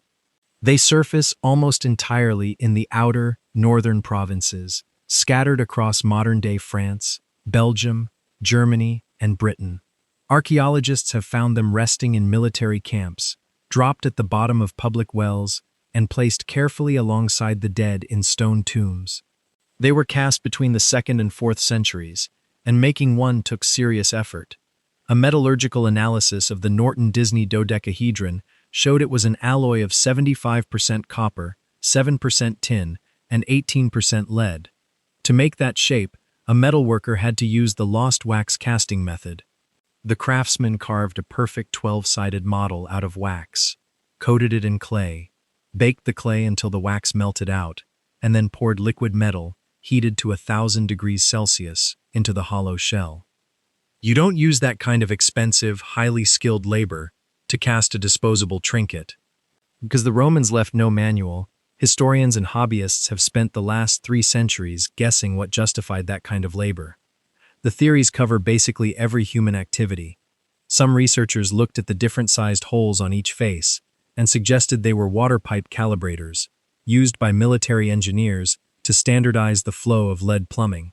Other scholars proposed they were astronomical surveying tools, held up to the sky to calculate the angle of the sun and find the best date to plant winter wheat. Some people handed them to textile workers, who figured out that if you loop yarn around the corner knobs, you can use the hollow center to knit perfectly round woolen gloves. The method is basically a larger version of a French knitting spool. That makes geographic sense, considering the cold weather in the northern provinces where the objects usually turn up. The physical evidence complicates all those answers. A dodecahedron fails completely as a measuring tool. The Romans were obsessed with standardizing their weights and measures across the empire, and the dodecahedra are completely unstandardized. They range in size from 4 centimeters across to over 11. Some weigh a single ounce, others weigh over 2 pounds. The holes on their faces vary wildly from one object to the next. You can't calibrate a pipe or survey a field with a tool that changes its dimensions every time a blacksmith pours the bronze. The knitting theory falls apart when investigators check the wear patterns. Yarn rubbing against metal for years leaves microscopic smooth grooves on the edges, and the corner knobs on these objects show zero friction wear. Archaeologists eventually fall back on the catch-all category for ancient things they can't explain. They categorize them as religious artifacts. Roman soldiers marching into Gaul and Britain encountered Celtic tribes with their own gods and rituals, and the two cultures heavily mixed. A curator at the Gallo-Roman Museum in Belgium recently suggested they were tied to unofficial practices like fortune-telling or sorcery. A hollow metal shape covered in knobs makes an excellent rattle when filled with a few pebbles, or a striking centerpiece for a household shrine, rolled like a die to predict a harvest or the outcome of a battle. The ground just keeps offering them up. The dodecahedron dug out of the trench in Norton Disney emerged from the soil, polished and perfectly intact, sitting exactly where a Roman citizen deliberately buried it 1700 years ago. Number 16. The Shroud of Turin. Inside the Cathedral of St. John the Baptist in Turin, Italy, there is a piece of linen cloth kept flat in a climate-controlled case. It measures about 14 feet long and 3 feet wide. The fabric is old, yellowed, and marked with scorch marks and triangular patches. Woven into the herringbone pattern of the linen is a faint, sepia-colored stain. When you stand back from it, the stain forms the front and back impression of a tall man with a beard, his hands crossed over his pelvis. His body is covered in heavy, dark stains that mirror scourge marks and puncture wounds. This is the Shroud of Turin. It is the single most intensely studied physical object in human history. The documented history of the cloth starts in 1354. A French knight named Geoffroy de Charny quietly displayed it in a small collegiate church in Lire, France. He left 0 records explaining how he acquired it.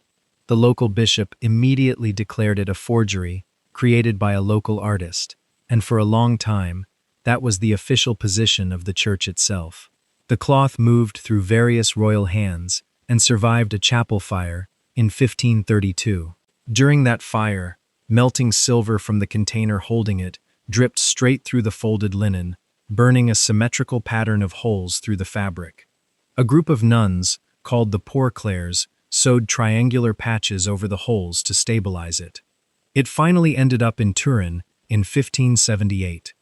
The religious claim attached to the cloth is straightforward.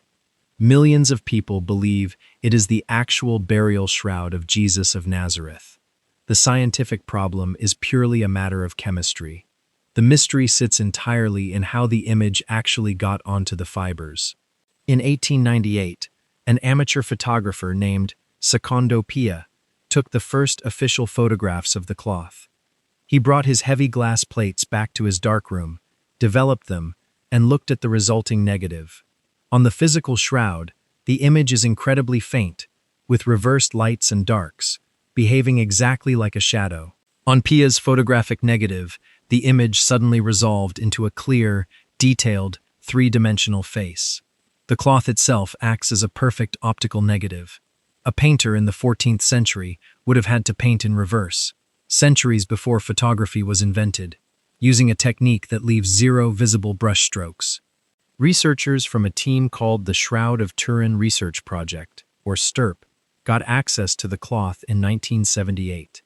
They spent 5 days pressing sticky tape against the fibers, shining ultraviolet light on it, and running spectrometers over the stains. The chemical tests showed 0 traces of paint, dye, or pigment forming the body image. The sepia color rests entirely on the outer surface of the thread. It sits strictly on the topmost microscopic layer of the linen fibers, a layer less than a hair's breadth thick. The chemical structure of the flax has simply aged prematurely in those specific spots. The image is essentially a selective degradation of the cellulose. To recreate that exact effect in a lab today, you have to use a short, intense burst of deep ultraviolet directional radiation. You basically have to fire exact microsecond lasers at a piece of linen. The STURP team also tested the dark stains on the wrists, feet, and torso. Those stains tested positive for primate blood, specifically type AB. Under ultraviolet light, the heavy blood marks are surrounded by invisible halos of blood serum, exactly how real whole blood separates when it clots on skin and transfers to cloth. The microscopic mapping showed that the blood was on the cloth before the body image was made. The linen underneath the blood stains is completely clear of the sepia image degradation. The physical evidence points in 2 completely different directions. In 1988, the Vatican allowed 3 separate university laboratories in Oxford, Zurich, and Arizona to cut a postage stamp-sized piece from the corner of the shroud. A textile expert snipped the sample, divided it into tiny vials, and handed them off. The labs cleaned the samples, burned them down to gas, and ran them through mass spectrometers to measure the radioactive carbon-14 left inside. All 3 labs came back with the same date. The flax was grown and woven between the years 1260 and 1390. That date perfectly matches the cloth's first documented appearance in France. The carbon dating firmly places the linen in the Middle Ages. The physical properties of the image completely defy medieval technology. Forensic chemists point out that the carbon-dated corner was the exact spot held by dozens of bishops during public exhibitions over the centuries, leaving oils and newer organic material woven into the fibers. Some textile experts argue the sampled edge was actually a rewoven repair job from the 1500s, meant to fix fraying edges, meaning the labs accurately dated a medieval patch. The laboratories maintain their cleaning protocols, stripped away all contamination, and their date is absolute. The Vatican currently walks a careful line, officially calling the shroud an icon for devotion rather than an authenticated relic. They keep it sealed in argon gas to prevent further decay. Every few years, a new team publishes a paper claiming they have definitively replicated the shroud using medieval methods like acid washes, red ochre dust, or heated metal statues. Every time, the resulting image fails the microscopic tests. The lab creations either soak too deep into the thread, use identifiable chemical binders, or lack the three-dimensional depth data encoded in the original stains. To this day, no laboratory has managed to create a microscopic match for the image on the cloth. Number 17. The Ubaid lizard figurines. In the early 1920s, a British archaeologist named Leonard Woolley was digging through the deep sand of southern Iraq, excavating the ancient city of Ur. Woolley spent his days pulling gold and lapis lazuli out of the royal cemetery, cataloging the wealth of the Sumerian Empire. Beneath the dynastic graves, he directed his workers to dig further down into the prehistoric silt. Below a heavy layer of mud that marked a massive ancient flood, they found an older, simpler burial ground. The graves belonged to a people who lived along the river valleys long before the first cities were built. Beside the bones, laid carefully in the soil, Woolley found slender clay statues of men and women. They stood a few inches tall, painted with dark, crossing lines that resembled ritual scarring. Their bodies were proportioned normally. Their heads were entirely reptilian.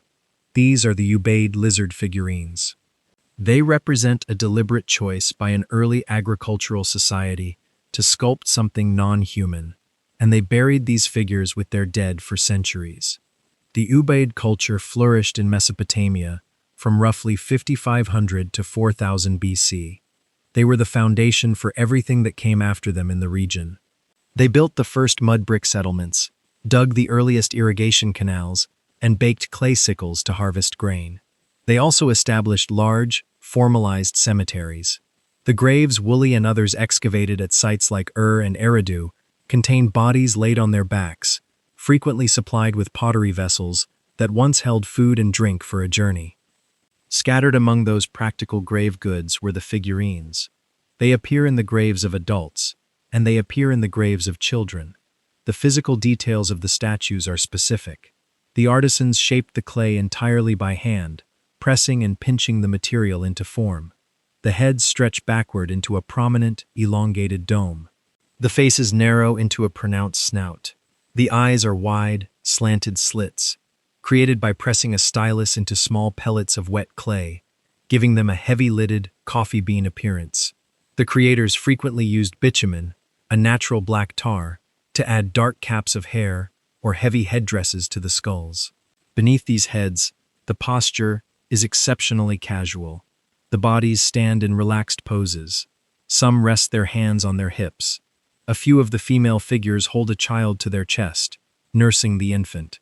The infant in those arms features the same elongated, reptilian head, staring up with the same slanted eyes. Researchers have spent decades trying to map a meaning onto the clay. The fringe theory arrived early, suggesting the Ubaid people were documenting literal reptilian visitors, treating the statues as historical portraits. Mainstream archaeology approaches the figures as stylized representations of human rituals or physical modifications. One prominent explanation points to artificial cranial deformation. In various ancient cultures, families bound the heads of their infants with cloth and wooden boards. A child's skull is pliable, and the binding forces the bone to grow backward and upward, creating an elongated shape. This practice typically marked a person as a member of an elite or priestly class. The Ubaid clay figures could be straightforward depictions of high-status individuals who had their skulls bound from birth, making the strange head shape a direct symbol of earthly authority. Another theory suggests the figures depict humans wearing masks. Early agricultural societies relied heavily on weather and fertility deities.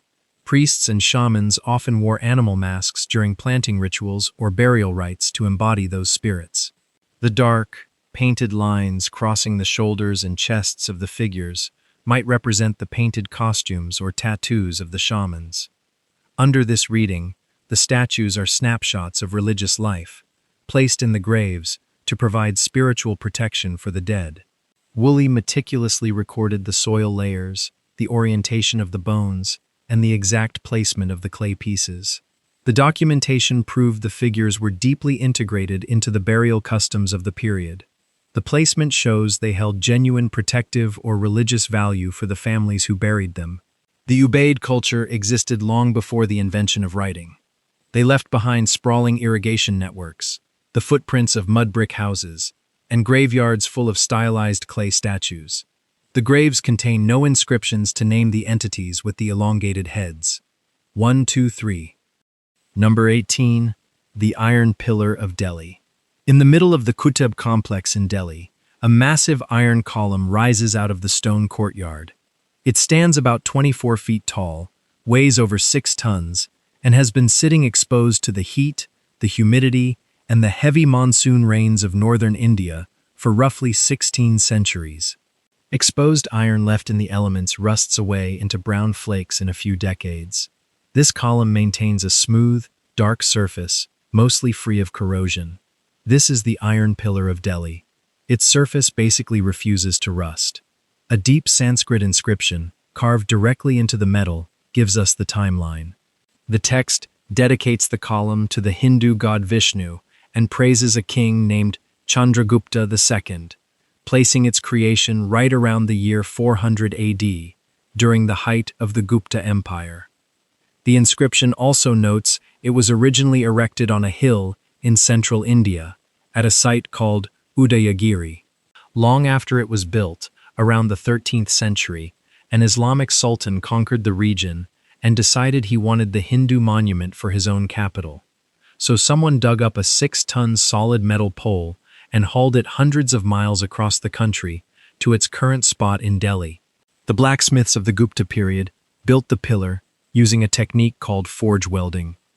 They heated small lumps of raw iron in charcoal ovens until they were red-hot and soft, stacked them on top of each other, and beat them together with heavy hammers by hand. They shaped the entire 24-foot shaft, layer by layer, through raw physical labor.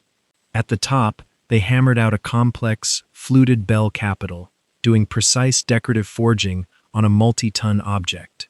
The heat of the fire and the constant hammering drove the slag out of the metal, creating a relatively pure iron body. But the fuel they used in those fires left a specific chemical footprint behind. Modern industrial foundries use limestone in their furnaces to pull a chemical called phosphorus out of their iron, because phosphorus makes steel brittle. The ancient Indian smiths left the limestone out. They burned local wood and charcoal in their smelting ovens, and the smoke and ash left a high level of phosphorus trapped directly inside the iron. That leftover chemical is the entire reason the pillar still exists. When the heavy Indian monsoons hit the column, the phosphorus inside the metal reacts with the iron, the water, and the oxygen in the air, creating a thin, solid layer of a mineral called misawite. Think of it like a scab. When the rain hits the iron, the phosphorus reacts and forms a tight, microscopic shell across the surface. That shell seals the metal off from the air, locking out the exact moisture that causes deep, structural rust. The rain essentially triggers the pillar's own built-in waterproofing system. People spent the 20th century floating theories about why the metal survived. Some guessed the column was forged from a crashed meteorite. Others argued the local climate in Delhi was uniquely dry, ignoring the fact that the city heavily floods during the rainy season. The physical mechanism finally became clear in the late 1990s, when a metallurgist named Ramamrutham Balasubramaniam from the Indian Institute of Technology took tiny samples from the surface and placed them under an electron microscope. Balasubramaniam mapped the exact atomic structure of the protective film. He found the misoite layer, measured it at roughly a 20th of a millimeter thick, and documented exactly how the phosphorus catalyzed the barrier. He actually discovered that the scab gets stronger as it ages. The longer the pillar sits outside in the rain, the thicker and more stable the microscopic shell becomes. He mapped a highly specific chemical accident, created by the type of wood the Gupta Smiths happened to throw into their fires 16 centuries ago. There is exactly one thing that easily breaks the protective film, and it happens to be human skin. For decades, tourists and locals had a tradition of standing with their backs to the pillar and trying to wrap their arms backward around the thick iron shaft for good luck. Thousands of people hugged the column every year. The friction and the natural oils from human hands constantly wiped away the microscopic misoite layer, exposing the raw iron underneath. Because the pillar was being touched every day, the metal never had time to regrow its chemical scab, and the lower section of the shaft actively started to rust and pit. The Indian government finally built a heavy metal fence around the base in 1997 to keep people away from it. The column survived a millennium and a half of monsoons and intense heat, perfectly preserving itself through a forgotten chemical reaction, as long as nobody touched it. Number 19. The Cockshnow Stone. In the spring of 1965, a crew of laborers working in a public park just outside Glasgow dug a wide trench, laid down sheets of heavy plastic, and poured tons of dirt over a massive slab of exposed bedrock. They packed the soil down, leveled the ground, and planted grass over the site, deliberately erasing it from the landscape. The laborers were acting on the direct orders of an archaeology team from Glasgow University. They were burying the Cockshnow Stone, a rock holding one of the largest concentrations of prehistoric art in Europe. A local minister named James Harvey first documented the stone in 1887 on a farm in West Dunbartonshire. The stone is a single expanse of natural sandstone measuring 42 feet long and 26 feet wide, dating back roughly 5,000 years to the early Bronze Age. Across its surface, the original builders carved nearly 100 distinct geometric symbols. Creating these marks required an immense amount of repetitive manual labor. The carvers had no iron or bronze chisels. They used harder pieces of quartz or flint to peck and grind away the sandstone, slowly bruising the rock into shape over generations. The carvings are known as cup and ring marks. The design consists of a small, bowl-like depression ground into the rock, surrounded by perfect concentric circles radiating out from that center point. Often, a straight channel cuts through the circles, leading away from the middle. Think of the ripples from a pebble dropped in a still pond, frozen into the stone. Archaeologists find scattered examples of these marks across Britain and Ireland, usually cut into isolated boulders or standing monument stones. The Cockshnow Stone is entirely covered in them. It is an overcrowded canvas of overlapping rings, intersecting grooves, and deep pits covering almost every available inch of the 42-foot rock. We have no written records from Bronze Age Scotland to explain what the pattern communicates. Researchers just have the rock itself to read, and the explanations split into a few main camps. Some argue the stone is an astronomical calendar. They map the cups against the night sky, matching the varying depths of the depressions to the brightness of stars, or using the rings to track lunar cycles. Others read the stone as a literal territorial map of the surrounding landscape. In this reading, the concentric circles represent local settlements or burial mounds, and the straight lines are rivers or paths connecting them. A more physical theory suggests the cups were grinding bowls for agricultural rituals, or basins designed to catch rainwater during ceremonies. The symbols function as a dead language. The people who cut them into the stone shared a specific visual vocabulary, and that vocabulary vanished completely from the archaeological record. By the 1950s, the mystery of the stone turned it into a heavy local tourist attraction. People walked freely across the slab in muddy boots to look at the carvings. Then visitors started bringing tools of their own. People carved their names, dates, and initials directly over the Bronze Age circles. They painted the rock to make the rings show up better in photographs. The modern damage compounded every year, and the archaeologists studying the site realized they could not afford to build a structure over it or guard a massive rock in a public park indefinitely. In 1965, they covered the stone with 3 feet of dirt to protect it from the people coming to look at it. The slab sat in the dark for 50 years. In 2016, a digital preservation team carefully excavated the site again, bringing modern equipment to the trench. They spent 2 weeks running photogrammetry cameras and laser scanners across the surface, building a high-resolution 3D digital model of every cup, ring, and 20th century scratch. They captured all the spatial data they needed to study the carvings on a computer screen in a lab. Then they covered the rock in protective fabric, shoveled the dirt back into the trench, and buried the Koksno stone a second time. Number 20. The Nampa figurine. In the late summer of 1889, a crew of workmen in Nampa, Idaho, set up a steam-powered drill to bore an artesian well. They drove a 6-inch iron casing down through the topsoil, grinding through a thick layer of basaltic lava, then through subterranean clay and loose sand. At about 300 feet down, they hit a pocket of quicksand. To clear the bore, the crew lowered a sand pump, a hollow tube with a one-way valve at the bottom, to scoop up the wet muck. They hauled the pump back to the surface and dumped the slurry into a sorting tub. Sitting right there in the mud was a small, baked clay figure of a human being. This is the Nampa figurine. Its supporters claim it was pulled from a geological layer 2 million years old. The man running the drill was named Mark Kurtz.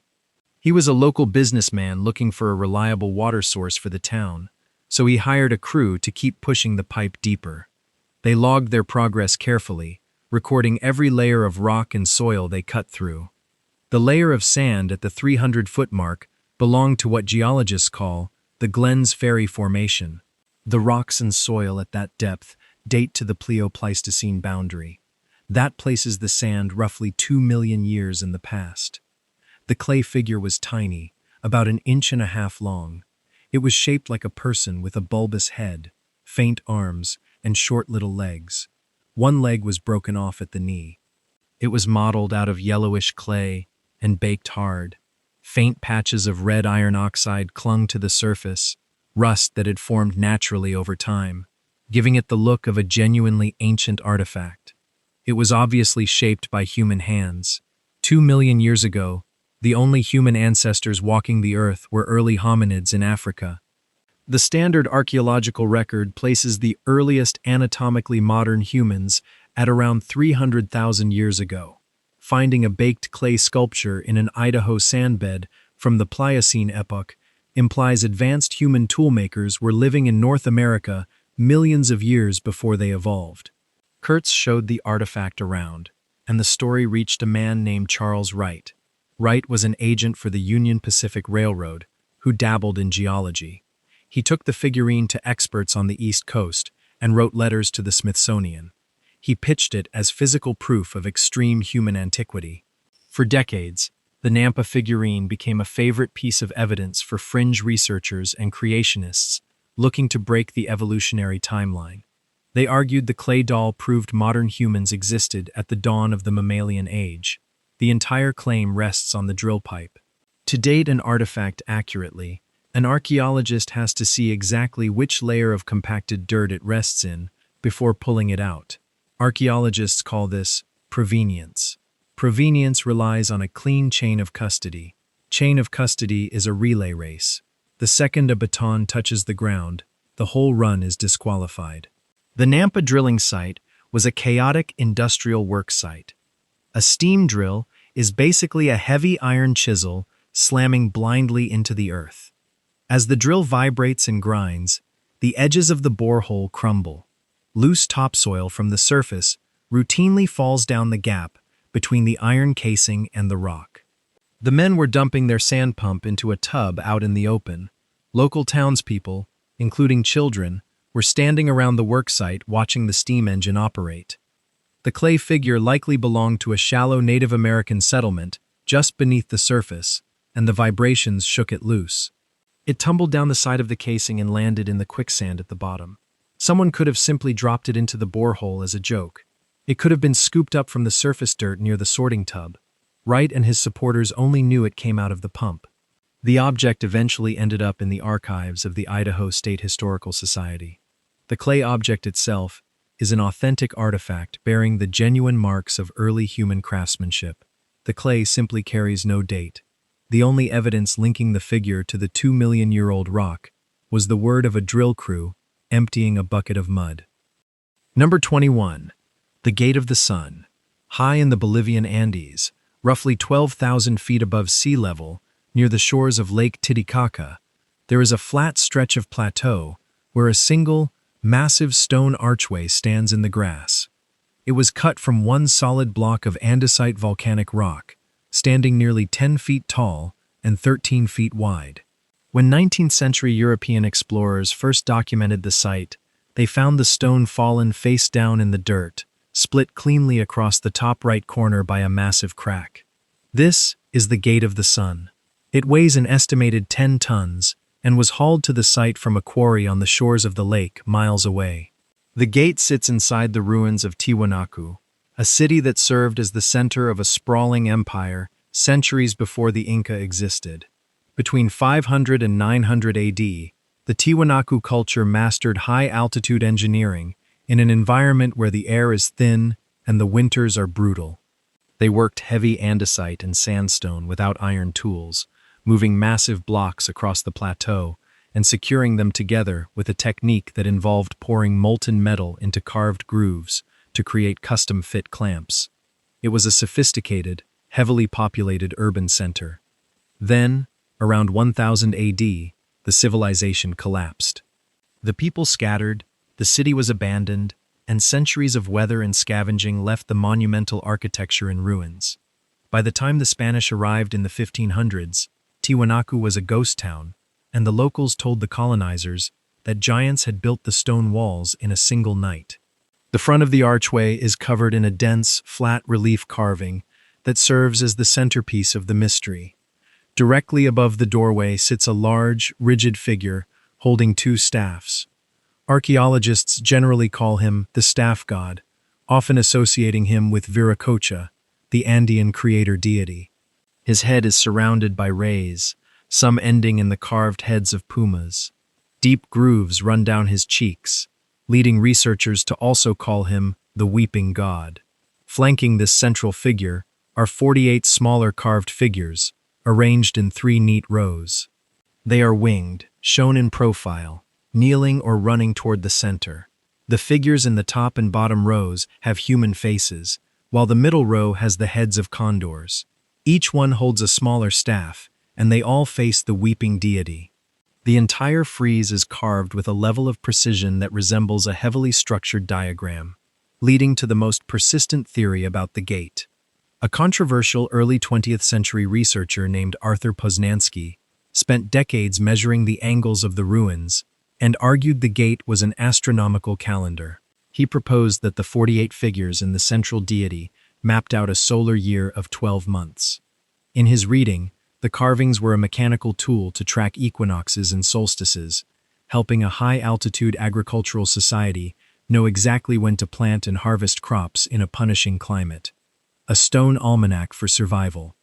Poznański took the theory further, using the alignment of the gate with specific stars to calculate its age.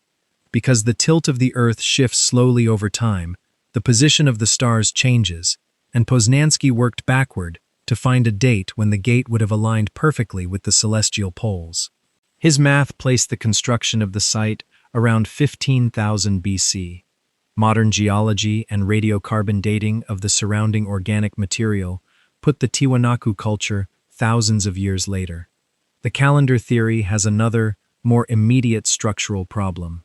Tracking the sun from a doorway only works if you know exactly which way the doorway originally faced. An observatory requires a fixed anchor point. The Gate of the Sun was found lying in the mud. Local workers re-erected it in 1908, placing it upright in a section of the ruins called the Kalasasaya complex. But archaeologists analyzing the stonework are fairly certain it was moved to that spot from another part of the city centuries after it was carved. There is also the carving itself, which cuts off abruptly. On the right side of the archway, the intricate patterns of the winged runners simply stop. The deeply cut lines give way to a blank, unpolished section of heavy rock. The meaning of the weeping god and the winged runners remains untranslated. The deepest cut marks on the unpolished right side show exactly where a Tiwanaku stonemason laid down a chisel roughly 1,000 years ago and never came back to finish the row. Number 22. The Phaistos Disc. In July 1908, an Italian archaeologist named Luigi Pernier was digging through the ruins of a Bronze Age palace on the southern coast of Crete. He was working his way through a collapsed basement room, scraping away a thick layer of ash and dirt left behind by an ancient fire. Inside a rectangular stone storage cell, he found a circle of baked clay about the size of a small dinner plate. Both sides were covered in a tight spiral of tiny, precise pictures. This is the Phaistos disc. It carries a message pressed into clay that no one on Earth knows how to read. The palace at Phaistos was a massive, sprawling complex built by the Minoan civilization. Around 1700 BC, Crete was a wealthy maritime power, sitting at the center of a heavy Mediterranean trade network. The administrators running the island kept meticulous records.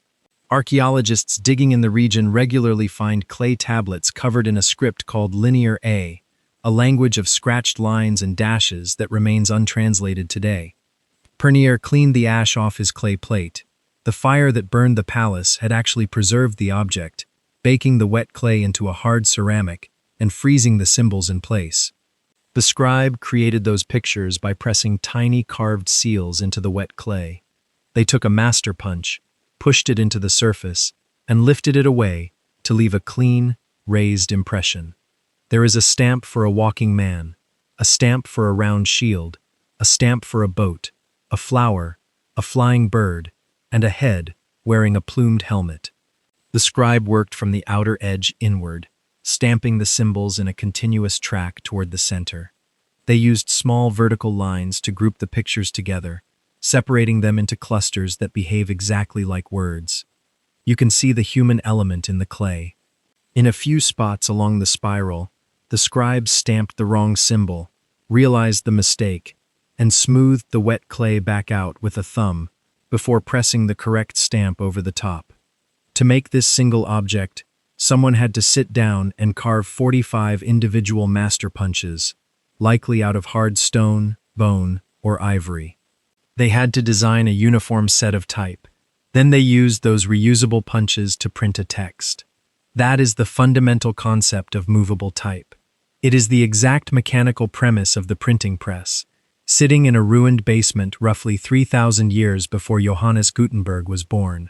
For over a century, linguists and code breakers have studied the two sides of the disk. The math of decipherment relies on volume. Breaking an unknown language requires repetition, hundreds of pages of text, so a linguist can watch how the grammar behaves, tracking how certain symbols group together to form plurals or past tense. Without that volume, a codebreaker needs a bilingual translation, like the Rosetta Stone, where the same text is written in a known language right next to the unknown one. The Phaistos disk gives them 242 total symbols and no translation. Because there are 45 distinct characters, linguists agree the text is a syllabary, a system where each picture represents a spoken syllable rather than a single letter or a whole word. The scribe pressed the stamps to sound out a phonetic message. But without a larger sample size to compare it against, cracking the code is mathematically impossible. A researcher can assign any phonetic value they want to the shield or the boat, and the short text will let them string together a vaguely coherent sentence. Every few years, an academic or an amateur cryptographer calls a press conference to announce they finally translated the message. They confidently declare the disc is a hymn to an earth goddess, a legal document, a musical score, or a geometric calendar. None of the translations ever match, and none of them hold up to scrutiny. The disc sits in a museum case in Heraklion. Since Luigi Pernier pulled it from the ash in 1908, archaeologists have excavated thousands of sites across Crete and the wider Mediterranean.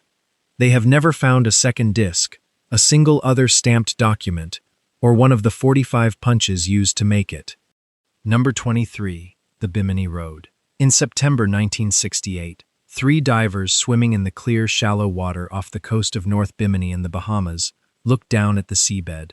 18 feet below the surface, they saw a pavement of massive rectangular limestone blocks. The stones sat arranged in a shape resembling a giant letter J, stretching out for half a mile across the white sand. Some of the blocks measured 13 feet across, and they lay neatly aligned in parallel tracks, fitted together with visible seams.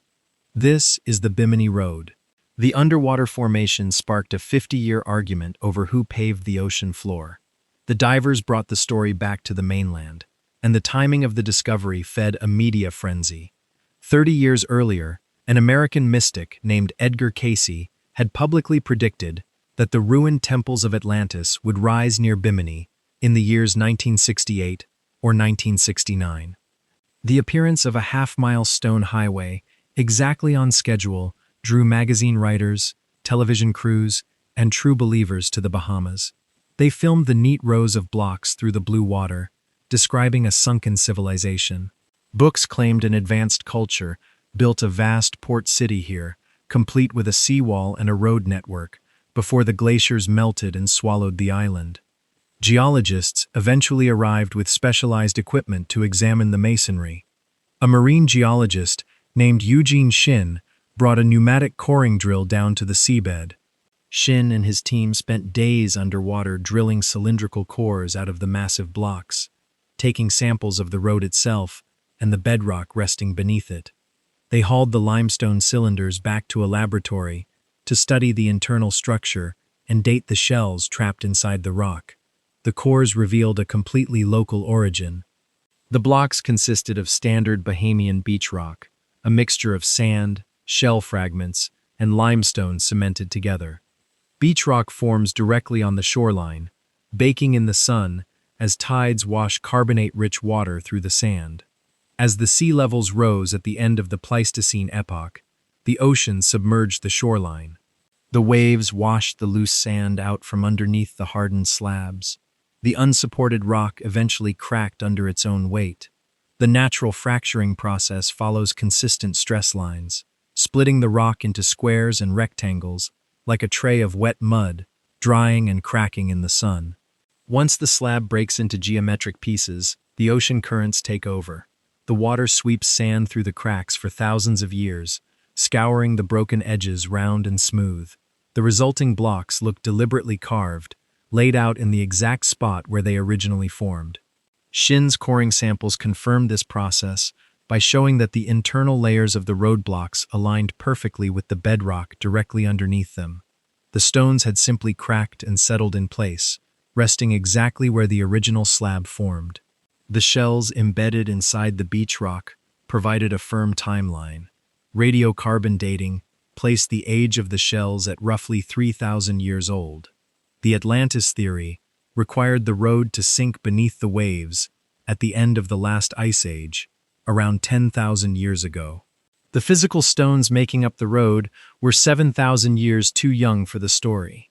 The scientific consensus filed the Bimini Road as a natural formation of fractured limestone, a geological quirk created by gravity and water.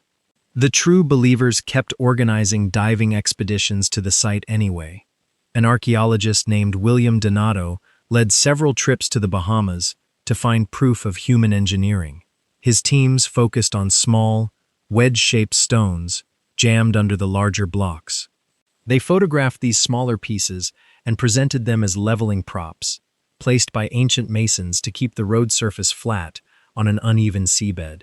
They also claimed to find a second layer of pavement lying underneath the first, maintaining that a natural fracture would produce only a single layer of loose rock. Geologists returned to the water, swam down to the J-shaped formation, and documented the geology again. They mapped the wedge stones and demonstrated they were pieces of the main slab broken off by the surf and pushed underneath by the tide. The lower layer of pavement proved to be an older, deeper shelf of the exact same beach rock, cracking the exact same way as the layer above it. Tour boats still idle over the shallow water every day, dropping divers down to run their hands along the tidy right angles of the cracked stones. Number 24. The Saqqara bird. In 1898, a French archaeologist named Victor Loret was digging through a tomb in the ancient necropolis of Saqqara. He found a small, wooden carving of a falcon. His team logged the find, packed it into a crate, and shipped it to the Egyptian Museum in Cairo. The curators placed it in a display case with a few dozen other wooden birds, and it sat there quietly for the next 70 years. This is the Saqqara bird. A local doctor with a hobby in aviation eventually pulled it out of that case and claimed he was holding the world's first scale model of a working glider.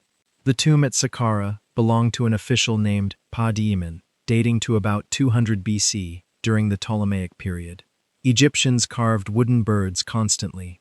They placed them in tombs as religious symbols, usually representing the falcon god Horus, meant to protect the dead in the afterlife.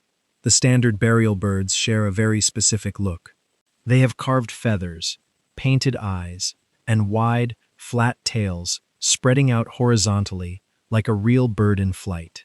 They weigh a few ounces and fit cleanly into the palm of a hand. The carving from Pa-di-Iman's tomb is shaped from light sycamore wood. It has a wingspan of about 18 centimeters. The wings are perfectly straight, tapering toward the tips, and they sit at a slight upward angle that aviation engineers call a dihedral. The tail stands completely vertical, like the rudder on a modern aircraft. In 1969, an Egyptian doctor named Khalil Messiha walked through the museum, saw that vertical tail, and decided it belonged to an airplane. He pointed out the aerodynamic shape of the wings and the heavy nose. He argued the flat top of the vertical tail originally held a horizontal stabilizer piece that had broken off in the dirt at Saqqara. To prove it, he built a balsa wood replica, glued on a brand new tailplane of his own design, and threw it across a room. It caught the air and glided cleanly. The story spread, and soon the artifact was being held up as proof that ancient Egyptians understood the principles of human flight 2,000 years before anyone built an airplane. Mainstream archaeologists looked at the exact same piece of wood and saw a masthead. Ships in the Ptolemaic era frequently featured carved wooden birds mounted on the tops of their masts.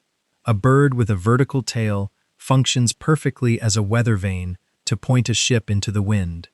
Other researchers identified it as a boomerang, or a simple throwing toy meant to spin end over end rather than soar. They also noted the missing horizontal tailpiece Messiha based his flight tests on was entirely hypothetical. The original sycamore wood shows no wear, no glue residue, and no splintered edge to suggest anything was ever attached to the top of the tail.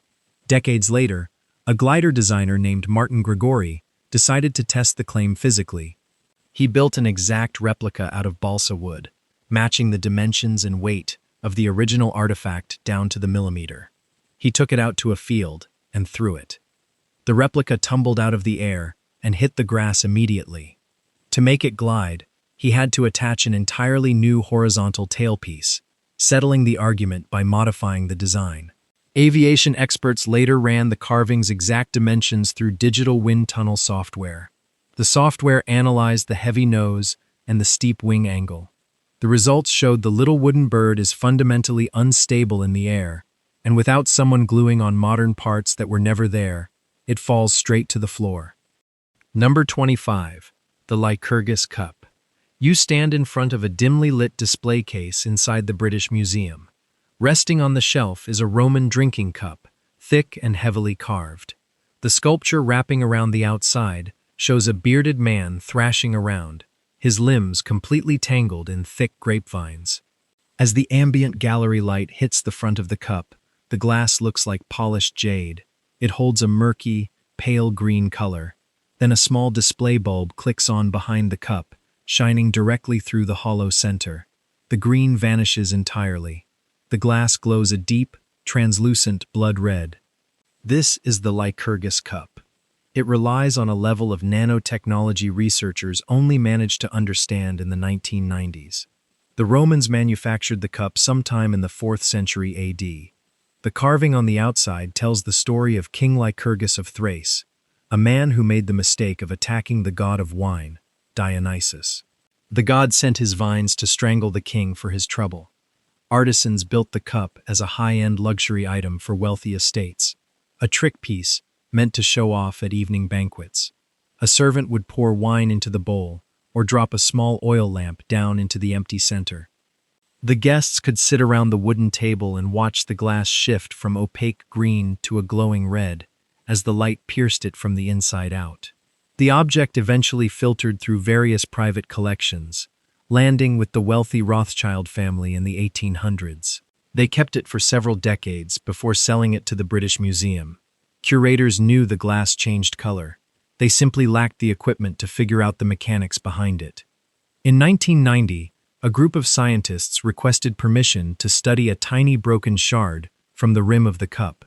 They placed the fragment under a transmission electron microscope, a machine capable of mapping individual atomic structures. The glass turned out to be loaded with metallic dust. The Roman craftsmen had mixed finely ground gold and silver particles into the molten glass. You reduce gold and silver to that microscopic scale, and they behave completely differently than standard metals. The craftsmen ground those metals down until they measured roughly 50 nanometers across. A single grain of fine sand is 1,000 times larger than one of these flecks. They suspend themselves perfectly evenly throughout the glass matrix, floating in the rigid structure. When light hits those suspended particles, the electrons on the surface of the metal vibrate. The silver particles scatter the blue light away from the viewer. The gold particles scatter the green light away. Only the red light passes completely through the glass to hit your eye. The Romans had essentially built millions of microscopic color filters into the walls of a drinking cup. The researchers realized they were looking at applied nanotechnology. 4th century Roman glassmakers lacked electron microscopes, chemical formulas, and any working concept of atomic physics. They worked in hot, soot-filled brick workshops, guessing at kiln temperatures by looking at the color of a wood fire. Historians and chemists spent years arguing over how ancient artisans pulled this off. The archaeological consensus eventually settled on an incredibly lucky accident. Glassmakers frequently shared workspace with jewelers and coin makers. Someone likely swept up a microscopic fraction of gold and silver dust from a neighboring workbench and dropped it into a batch of molten glass. The craftsman noticed the sudden color-shifting properties and spent years trying to reproduce the exact contamination levels through trial and error. They learned how to measure out the tiny metallic ratios by eye, adjusting the mix of gold to silver to get the deepest red possible. We know they figured it out, because a few other broken glass fragments from the same era show the exact same light-scattering properties. The Lycurgus cup is simply the only complete vessel that survived the centuries intact. Today, modern materials scientists study the cup to design better diagnostic sensors. They use the exact same light-scattering trick to detect diseases in modern saliva samples. But when researchers try to physically recreate the glass itself, using modern temperature-controlled kilns and precise chemical measurements, they still struggle to perfectly duplicate the 50-nanometer metal suspension the Romans mixed up in the dirt. Number 26. The Quimbaya Airplanes. Grave robbers digging through the Colombian highlands in the late 19th century kept pulling tiny, solid gold figures out of the dirt. The artifacts were small enough to sit in the palm of a hand, cast with wide, flat wings, upright tail fins, and smooth cylindrical bodies. These are the Quimbaya airplanes. They look exactly like modern fighter jets cast 1,000 years before the Wright brothers. The Quimbaya culture controlled the Cauca River Valley from around the 1st century until the Spanish arrived. They specialized in a metallurgical technique called lost wax casting. A jeweler would carve a detailed model out of beeswax, pack clay around it, heat the mold until the wax melted out, and pour in liquid tembaga. Tembaga is an alloy of gold and copper that melts at a low temperature and fills tiny crevices flawlessly. It allowed the quimbaya to cast incredibly complex, three-dimensional objects in a single continuous piece. They buried their elites with thousands of these figures, decorating the tombs with golden frogs, jaguars, and human rulers heavily stylized with deep geometric cuts. Out of all the thousands of pieces recovered from those graves, a couple of dozen featured broad wings and prominent tails. When those specific figures went on display at the Gold Museum in Bogotá in the mid-20th century, the modern aviation era was in full swing. A Swiss author named Erich von Daniken walked past those glass cases and saw aerodynamic fuselages and vertical stabilizers. He published close-up photos of the gold figures in his 1968 book, Chariots of the Gods. He presented the heavy metal shapes as proof that an ancient South American society had witnessed extraterrestrial craft and recorded the engineering schematics in religious art. Zoologists studied the exact same gold pieces and recognized the local ecosystem. The quimbaya artisans routinely blended features of different animals into single icons. The wide, flat wings on the gold figures matched the extended pectoral fins of flying fish found along the nearby coasts. The upright, triangular tail fins mirror the dorsal fins of local river catfish. The large, bulging eyes and rounded heads at the front match the anatomy of native frogs and the hawk moths that swarm the region. The figures are composite animals, cast by a river culture, combining the traits of the wildlife they lived alongside. The aerospace theory had gained enough momentum by the 1990s to inspire physical testing. Two German aviation enthusiasts, Peter Belting and Konrad Lubers, decided to prove the quimbaya figures were aerodynamically viable. They took the dimensions of the tiny gold shapes and scaled them up into large, lightweight radio-controlled models. To make the shapes airworthy, they stripped away the heavy ornamental curls, smoothed out the carved scales and insect eyes, adjusted the center of gravity, attached modern landing gear, and bolted a spinning engine-driven propeller to the nose. They took their foam models to an airstrip, powered up the engines, and successfully flew them in wide, controlled circles. They proved that if you smooth out a sculpture of a fish, build it out of foam, and strap a modern engine to it, the fish will lift off the ground. Number 27. The Tarim Mummies. In the early 20th century, archaeologists digging through the sand of the Taklamakan Desert in western China started pulling perfectly preserved bodies out of the dunes. The dry, salty environment had freeze-dried them, keeping their hair, their skin, and their clothes completely intact. And they had red hair, light skin, and facial features that looked distinctly European, buried thousands of miles from where European features usually turn up.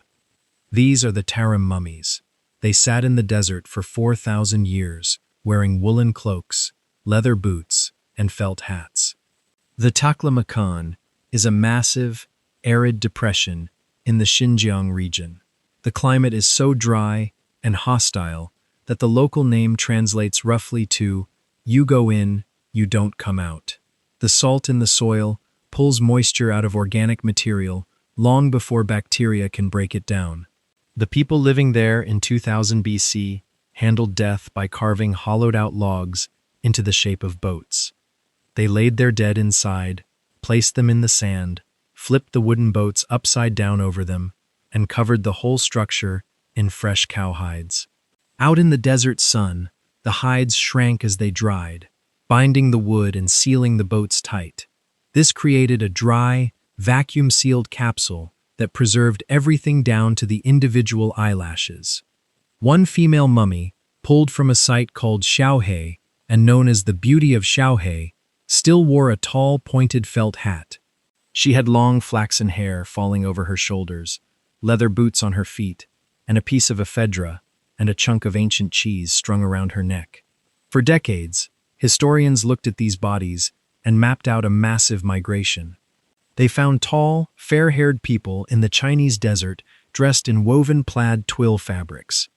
The weaving techniques matched the specific diagonal patterns of ancient Celtic populations in Europe, and their burial goods included bronze tools and wheat that mirrored cultures out in the Caucasus or Siberia.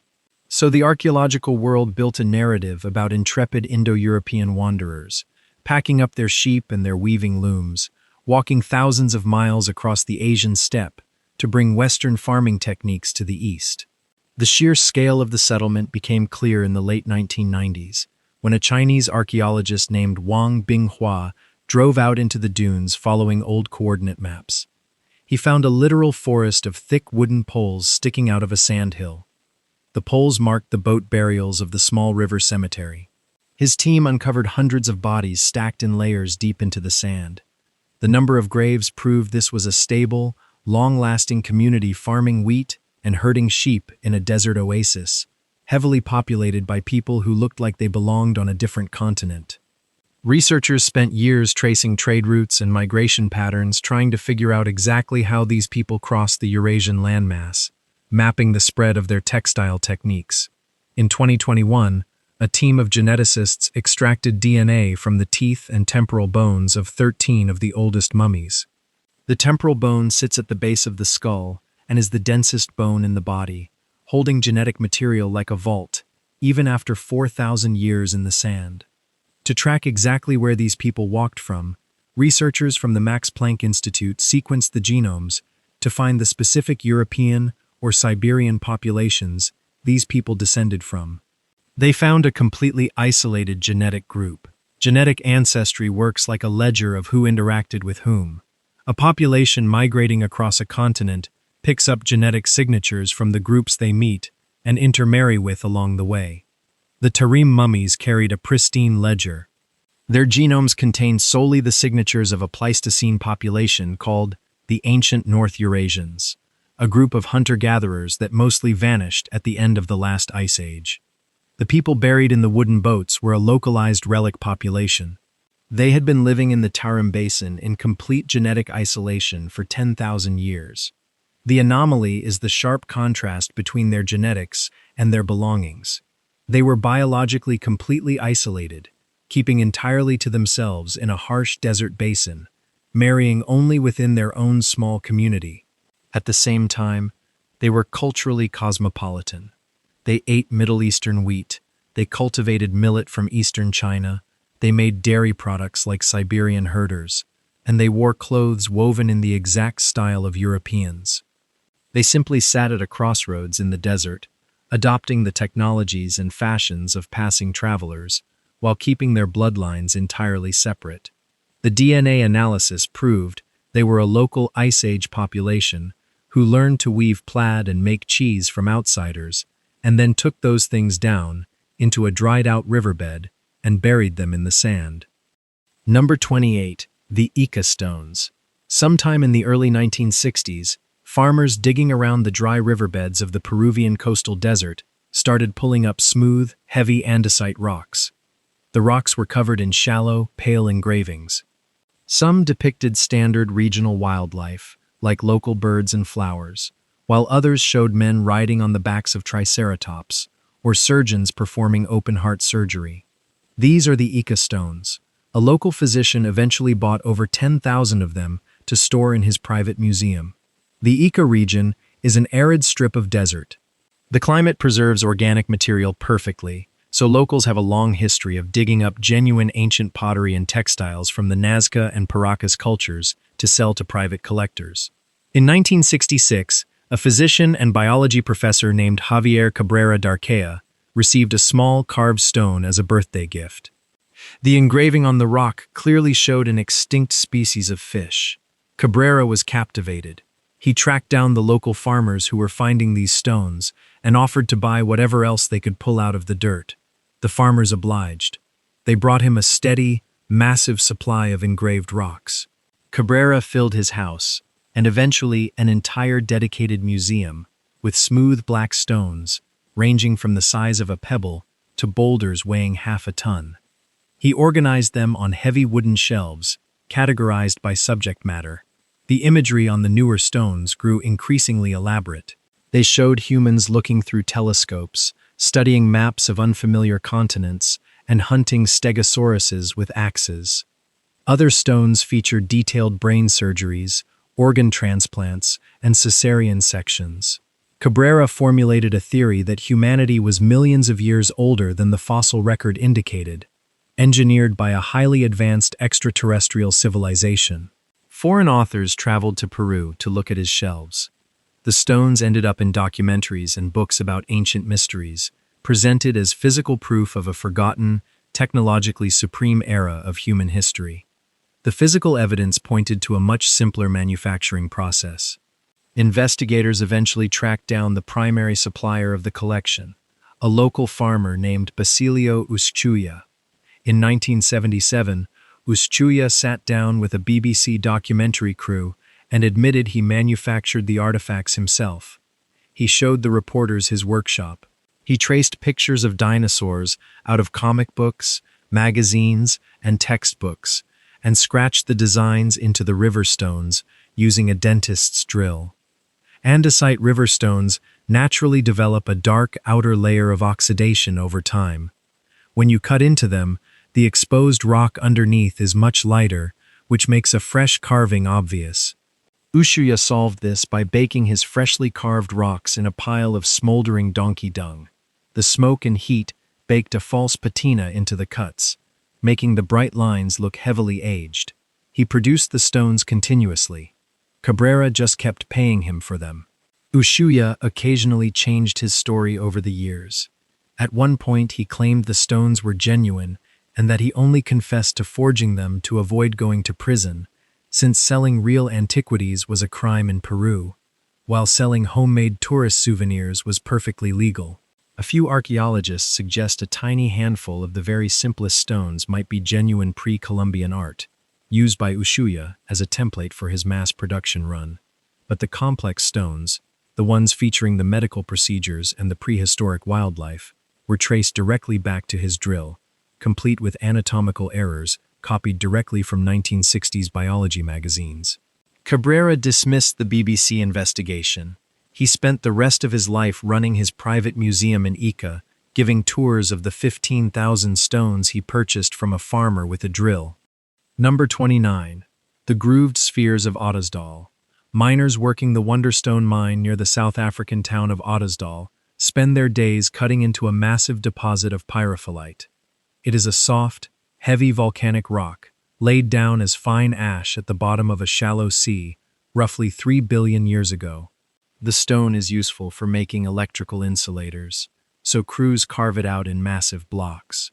As they break those blocks apart, they occasionally hit something hard enough to damage their tools. Small, heavy, metallic balls drop out of the fractured rock and roll into the dust. Most are the size of a marble. Some are as big as a baseball, and right across the center of several of these balls, cut neatly into the surface, are 3 perfectly parallel grooves. These are the Klerksdorp spheres. Miners have been pulling them out of the rock since the middle of the 20th century.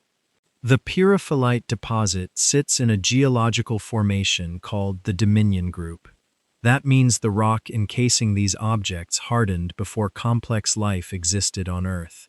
By the late 1970s, collectors started buying the spheres directly from the miners, and the stories followed the transactions. The objects came in 2 varieties. One was a solid, bluish metal mottled with white flecks.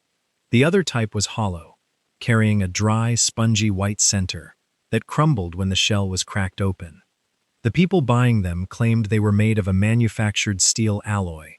They claimed the spheres were perfectly balanced, and that the parallel grooves looked exactly like they were turned on a machinist's lathe. The implication was that someone cast and machined metal spheres billions of years before humans walked upright, dropping them into volcanic ash. Geologists eventually collected a few from the mine and ran them through X-ray diffraction to see what the shells were actually made of. Turns out, the spheres are concretions. Think of a concretion as a geological pearl, a tiny particle, like a grain of sand or a dissolved mineral fleck, settles into the mud. Water flows through the porous sediment around it, carrying dissolved iron. That iron slowly precipitates around the central grain, building up layer by layer, outward in every direction. It is a slow, blind chemical reaction. Over millions of years, that process forms a dense, hard sphere. The X-ray scans showed the Klerksdorp spheres are made of hematite and wollastonite. They are standard iron and silicate minerals, heavily oxidized by their time in the ground, with internal structures growing outward in uneven, natural rings. The parallel grooves are just the physical imprint of the host rock. As the iron sphere grows in the ground, the fine mud around it is settling. Different layers of sediment compress at slightly different rates, pressing ridges into the still-forming surface of the concretion. The sphere finishes hardening, the mud turns to solid pyrophyllite, and the compression bands stay locked into the equator. Geology explains the shape, the metal, and the lines. But a clean geological survey rarely stops a good story. Collectors kept trading them, and museums kept putting them on display. The Klerksdorp Museum acquired one of the grooved examples and placed it inside a locked glass display case for the public. A few weeks later, the museum curator noticed the sphere had rotated on its own, turning a slow, steady revolution on its shelf inside the sealed box. Number 30. The Klerksdorp Museum Sphere. In a small municipal museum in South Africa, a curator walks past a glass display case and stops. Inside the case sits a small, dark metallic sphere with 3 parallel grooves cut into its equator.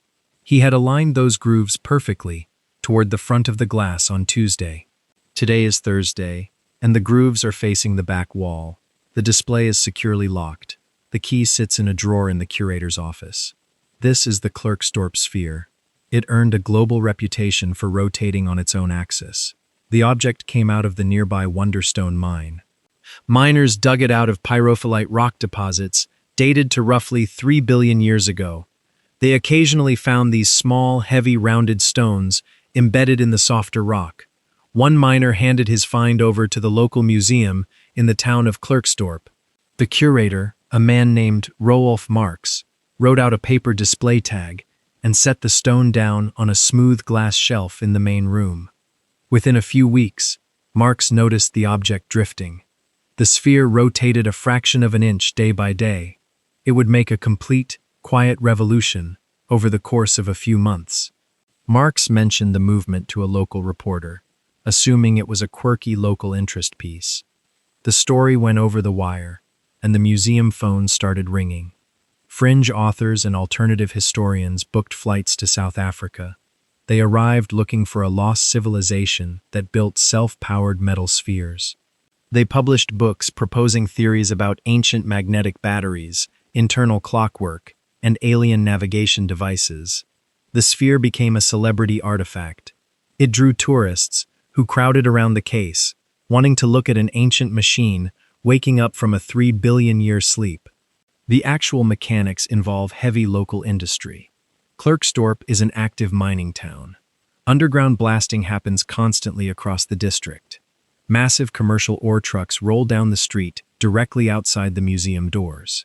The sphere itself is a natural geological concretion of a mineral called hematite. It is heavy, roughly spherical, and slightly lopsided in its internal weight distribution. Marx had placed it on a flat, perfectly smooth pane of glass. Think of a heavy marble placed on a tightly pulled snare drum. When the ground shakes, the surface vibrates. The Klerksdorp Museum experiences constant, low-level seismic noise from the trucks and the deep shaft mines. The micro-vibrations transfer up through the floorboards, into the display case, and across the glass shelf. The unevenly weighted sphere constantly seeks its heaviest center of gravity. The tiny, invisible vibrations walk the stones slowly around in a circle. Geologists visited the museum and pointed out the heavy traffic outside the window. They tracked the rotation against the environmental conditions, and the movement spiked in perfect rhythm with the seismic activity of the town. The academic community closed the file on the anomaly. The museum staff updated their explanations for the disappointed tourists. The sphere remains in its original case in Klerksdorp. The glass shelf shudders slightly when a heavy truck drives past, and the stone continues its slow rotation toward the back wall. Archaeologists will eventually find the answers for most of the objects on this list. A few will sit in their display cases forever, quietly keeping their secrets. For tonight, they all share the exact same status. We simply do not know yet.